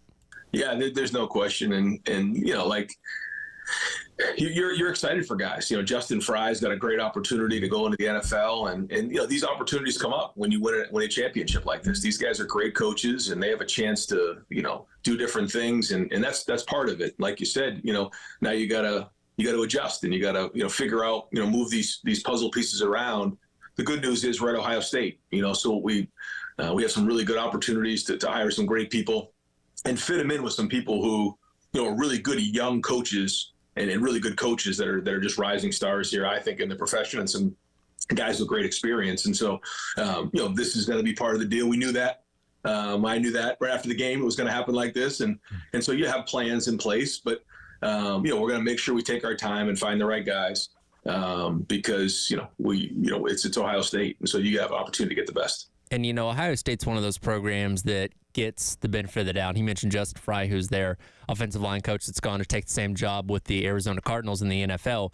But, you know, you're replacing both coordinators. We talked about you're going to be breaking in a new quarterback, whether it be Julian Sayin or one of those other guys that's in the mix there. I mean, Carolina has a lot of turnover, but Ohio State has a lot of it as well. And you just kind of assume that with the talent that you have and the resources that you have to be able to go out there and hire coaches, that it's going to continue on being the same successful operation that it's been. But this can be a big challenging offseason for Ryan Day to see if he can regroup and have the same level of talent and coaching that he had this past year. Yeah, I think, guys, anytime you have this level of turnover, you certainly can keep it going if you make the right hires, and you certainly will feel like you have the resources and you have a great place for people to come and win. You've proved that just this past year, that you can get to the height of college football at Ohio State. So you have, I imagine, probably too much interest in those jobs. Like, you're more kind of trying to weed through the interest as opposed to the opposite of that, which would be not enough interest. But it does obviously provide some question marks. Like, can you find a Chip Kelly? I mean, this guy, throughout his career, like, there have been ups and downs at times, obviously, for him as a head coach, but there's never been a doubt about Chip Kelly's offensive mind. And you kind of face what a lot of places face when you essentially go all in on a championship and kind of say, this is the year. Like, do or die, this is the year. And then when you either win it or don't, regardless of that outcome, there's typically a lot of turnover after. And then the question becomes, can you find a way? A lot of times if you don't win, it's just sometimes you blow the thing up. But in this case, it's can you keep it going with so much turnover? And it's not always easy to do so. And one thing we have seen in college football, and I'm not saying this will be the case with Ohio State, but one thing we've seen is you can turn around a job much quicker with the portal, but you can fall off much quicker as well. Look, I mean, Florida State went from an undefeated regular season to struggling to win a game last year. So it can fall off very, very quickly. Again, I don't think that happens with Ohio State, but now you are the hunted, and everybody's going to be trying to get a piece of you next year too. I'm fascinated by this decision because Ohio State will, in all likelihood, once again field an extremely talented roster. And we have talked on the program in the past about their big push this offseason is to retain as many pieces from the roster as they possibly can. Jeremiah Smith being, I would say, the centerpiece of that. They've got quarterback questions. They've now got coaching questions. But they have a loaded roster, and they would like to keep that loaded roster in place because that makes it a lot more easy to win, a lot easier to win. So there's a little bit of an added layer here in that Ryan Day has an OC background himself.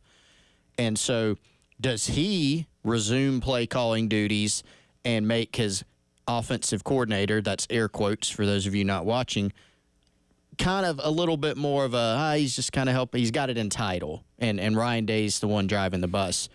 His decision this offseason to give up play calling and bring in an OC paid off. Well, why did it pay off? Number one, I mean, it was just a good decision. He took on a CEO role. You got to give him credit for that. Number two, they have a great roster. Number three, the OC, to your point, Wes, was Chip Kelly. Those guys, they had the best roster. Yeah, they had the best roster. They also had Chip Kelly calling plays, and he's one of the best OCs in the game. So you're not going to go out, let's just plug in another Chip Kelly. I mean, if it were that easy, everybody would do it. But this is going to be a very attractive job, like you said. So I'm just curious of is he going out and finding a guy that gets the full keys to the offense? Or does he take the approach of, hey, I'll take it on, or we'll kind of split it? And probably the answer is it depends on who you can get. Like one of the names that Pete Nakos put out from On 3 was Joe Moorhead. Mm-hmm. If it's Joe Moorhead, you're probably saying, hey, Joe, here's all these players. It's your offense. And this is nothing against Brian Hartline, but if it's more Brian Hartline, who has not been an OC before, who has not had the full keys to an offense, my guess, and that's all it is, my guess is that Ryan Day is more involved offensively, right? So it probably just depends on the caliber you can get. If you can go out and hire Chip Kelly, you say, yeah, Chip, you go ahead and do your thing. I'm good. I'll be the CEO. Yeah. By the way, Nakos, very tied in a lot of things. He is extremely tied in on Ohio State matters.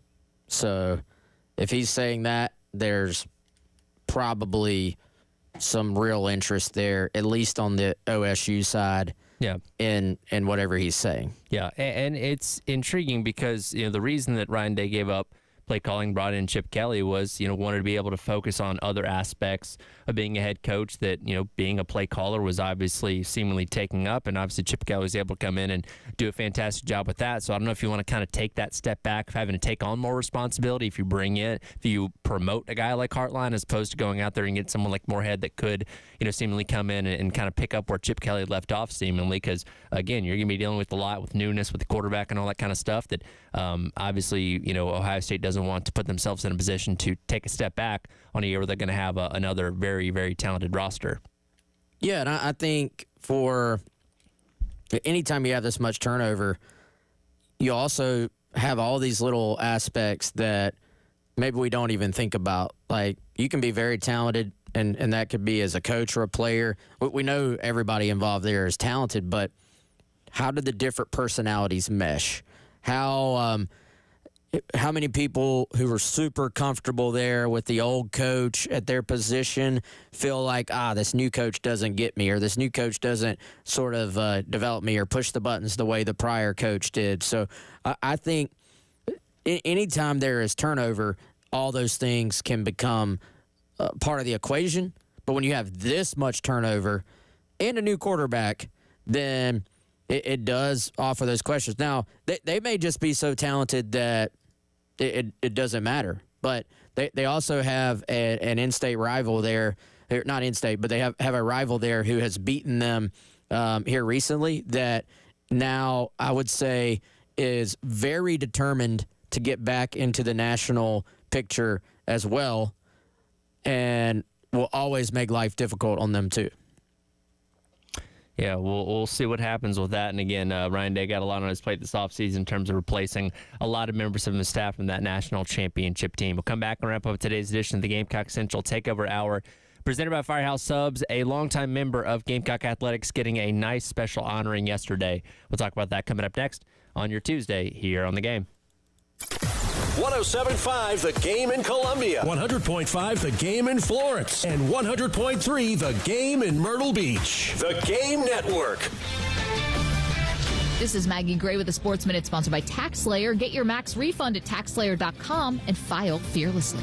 Another body blow to the Cleveland Browns. Their best player, Myles Garrett, has asked for a trade. Not only that, the Browns still owe an injured Deshaun Watson $170 million, yet they'll likely need to draft a quarterback with the second overall pick, and the toxic cycle will continue. I'm Maggie Gray.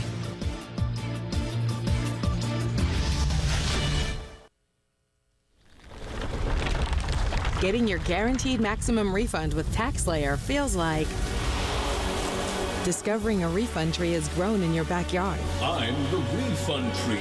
Sawing off its branches. Hey. Feeding them through a wood chipper. My branches! My beautiful branches! And dancing in its refund rain. Start for free and get your guaranteed maximum refund. TaxSlayer. File fearlessly.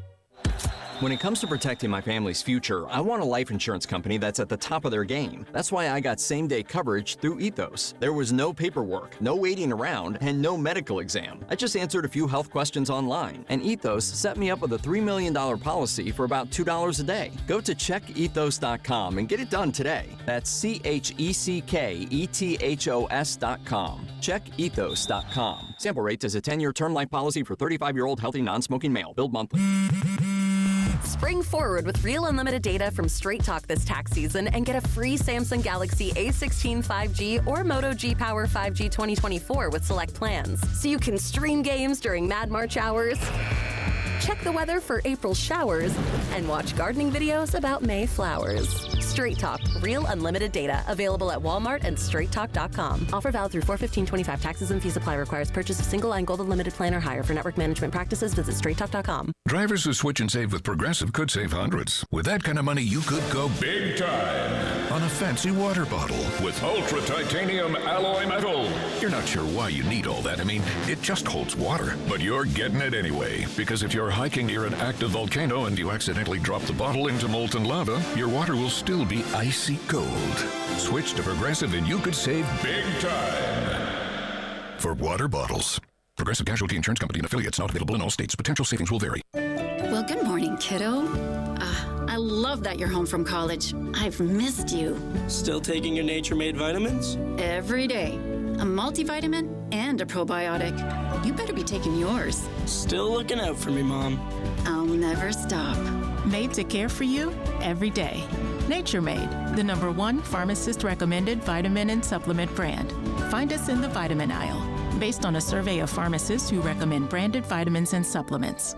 I've just been feeling so sluggish lately. You should try the Metamucil 2-Week Challenge. The Metamucil 2-Week Challenge? Yeah, Metamucil 4-in-1 Fiber helps trap and remove the waste that weighs you down. Start your daily routine now, and in 2 weeks, you could be feeling great.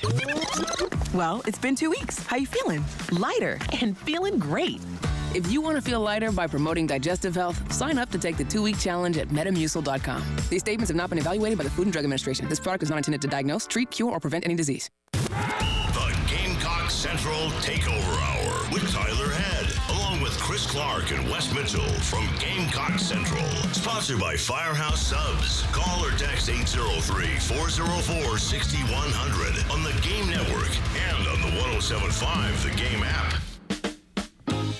I know we're all appreciative for Coach Wren, appreciative of Lenoris and Dylan being here, because I tell those guys in meetings all the time, or I have, probably not enough, just how special this guy is. Beloved by everyone at this university. He has the respect of so many, and he has my respect, and love him dearly, and he's a great, great friend and supporter of mine, and it's going to be an honor for me to walk in this entrance every day when I come in this building and always think of Clyde. Welcome back in. It is the Gamecock Central Takeover Hour presented by Firehouse Subs, Tyler, West, and Chris. That was Coach Beamer yesterday speaking on a cool little video that Gamecock Football put out yesterday on Twitter as they dedicated the new player entrance over the facility there on campus with Clyde Wren's name on it. Clyde Wren, longtime member of the staff here at South Carolina, former assistant athletic director, currently the director of high school relations, and as Coach Beamer said, somebody that has been a very important part of what Gamecock athletics and Gamecock football has been for a very long time, and rightfully so honored yesterday. Yeah, Clyde is an institution, and he's been around for a while. He's spent more than one stint at South Carolina. He's been at Clemson. He worked for Danny Ford. Like, he's just been around the game for a long time, and he means so much to a lot of Gamecock fans, some of the program's biggest longtime supporters, and a guy that's just kind of universally beloved, Wes. Really cool to see. My understanding that was obviously it was a complete surprise to Clyde. They were able to just kind of keep him at bay for the day, from what I was told, from going out there and see. I mean, that's right on the side. You go in and out that door. People go in and out it all the time, and they were able to keep him away from it while they were able to do that surprise. So that was really cool to see. Yeah, great moment there for him, and Clyde's got so many stories and so many experiences in the Palmetto State, going back to his time in Chester, South Carolina, too, where he's originally from, I believe, and just a great dude, has just seen so much, and knows everybody, by the way. Yes. Like, literally knows everybody. So congrats to Coach Clyde there. He seemed genuinely surprised and taken aback by that news in the video. So super happy for him, and I know a lot of other people are as well. Any personal Clyde Wren stories y'all got that you can share on the radio? That you could share on the radio? No, I mean, I just think he's so... The thing that stands out, it's not really a story, it's more of a characteristic. He is probably the best person that I've seen at just building relationships. He's an old school pen and paper type guy, right? So if there's a list of contacts or something, it's on pen and paper, right? Like when you talk about somebody having a Rolodex, like I don't even know if he has a Rolodex. I think it's just sheet of paper and pen, right? But he just knows so many people. He has an event. He has a foundation for his son, and they have a really great event every year for it. They're having one this year. We need to double confirm that date, and we'll actually talk about it a little bit here on the show. And, I mean, the people that he has come to it every year, he gets incredible speakers. I mean, Archie Manning was at it, I think, last year or 2 years ago. He's like a personal, text with Archie Manning type of guy. And he just is so good at building relationships. He has a lot of people that are just so loyal to him because he's done such a great job of building relationships. Great at putting events together, great at networking. There's a lot to learn, I think, from a guy like Clyde, because that's kind of a lost art now. We're so like digital now and send a text and all that I think sometimes we just kind of lose the face-to-face relationship building. Yeah, for sure. And he's talk about a guy who's seen the recruiting process from every angle and has seen it clearly change over the years. But like Chris said, going back to the Danny Ford days at Clemson, just again a great person and somebody that knows everybody, and very, very cool to see sort of his name put up there, forever on the side of the building over there at the ops facility. Well, last couple minutes here, we can maybe dive a little bit deeper into this coming up tomorrow. But Wes, you just put this on Twitter. A little bit of an update to the stadium project going on, just coming out from South Carolina. Yeah, South Carolina has put out a fairly large release on this, and I tried to boil it down to what did we learn that's new. And so, first things first, South Carolina received approval from 2 committees that basically is the next step that says, hey, you can continue to move forward with this project. They then will have to go back to these 2 committees and get formal approval for full scope and cost later this year. The next step is to get the request for qualifications for an actual construction manager to actually do the project. But perhaps most importantly, South Carolina has chosen architectural design firm Populous for this project. That was a big part of kind of the next step. Who's going to actually give you the true designs? This is a apparently internationally known design firm in that world. They've worked with the Yankees, the Chiefs, Premier League teams, University of Texas, University of Oklahoma, World Cups. And so a formal engagement will be announced with them in the coming weeks. And then finally, Jeremiah Donati, South Carolina AD, who was quoted in the release, I thought worth mentioning. He once again highlighted that one of the goals of this project is to, quote, generate new revenue streams that will help provide a sustainable future. So that's something he's talked about on 107.5 before. That was something Ray Tanner talked about when the initial steps of this were approved by the Board of Trustees last year. It was that you may be spending some money here, but the ultimate goal of the next steps for Williams-Brice Stadium and then the steps beyond that would be not just to improve Willie B, but to increase your revenue streams, because as we know, it's only going to cost more and more and more to be successful in this space. And we'll expand on this a little bit more coming up tomorrow, but as Wes said, that news just coming down here very recently this morning, and you can read a little bit more of what he has on Twitter as of right now. That'll do it for the Gamecock Central Takeover Hour, presented by Firehouse Subs here on your Tuesday halftime show. Myself, Terry Ford, coming up next here on The Game.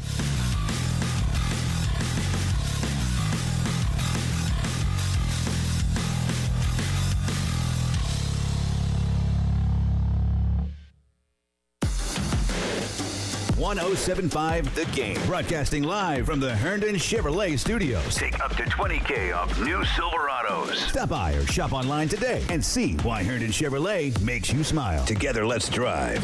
Now Taxes is using Credit Karma, where a TurboTax expert can do your taxes for you. They'll get your refund so you can do more with it right in Credit Karma. Now this is taxes. Intuit Credit Karma with TurboTax. See guaranteed details at turbotax.com/guarantees. Experts only available with TurboTax Live. Nothing says I love you like a clean home. This Valentine's Day, call the cleaning pros at Zerorez right now. Mention me, Bill Gunner at 107.5 The Game, and you'll get 2 rooms of carpet clean for free with 2 rooms for $119. Book online, ZerorezColumbia.com.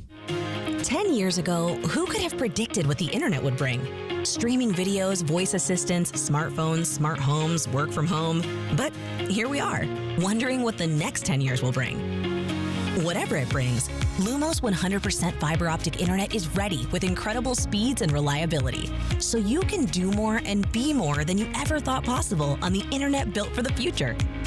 See your future at lumosfiber.com/future. Texting privacy policy and terms and conditions posted at textplan.us. Texting enrolls for recurring automated text marketing messages. Message and data rates may apply. Reply stop to opt out. Honey! What's wrong? I thought you already left for work. The garage door is broken. It won't open and I can't get my car out. I can't miss this meeting today. Everyone is coming in for it. Relax.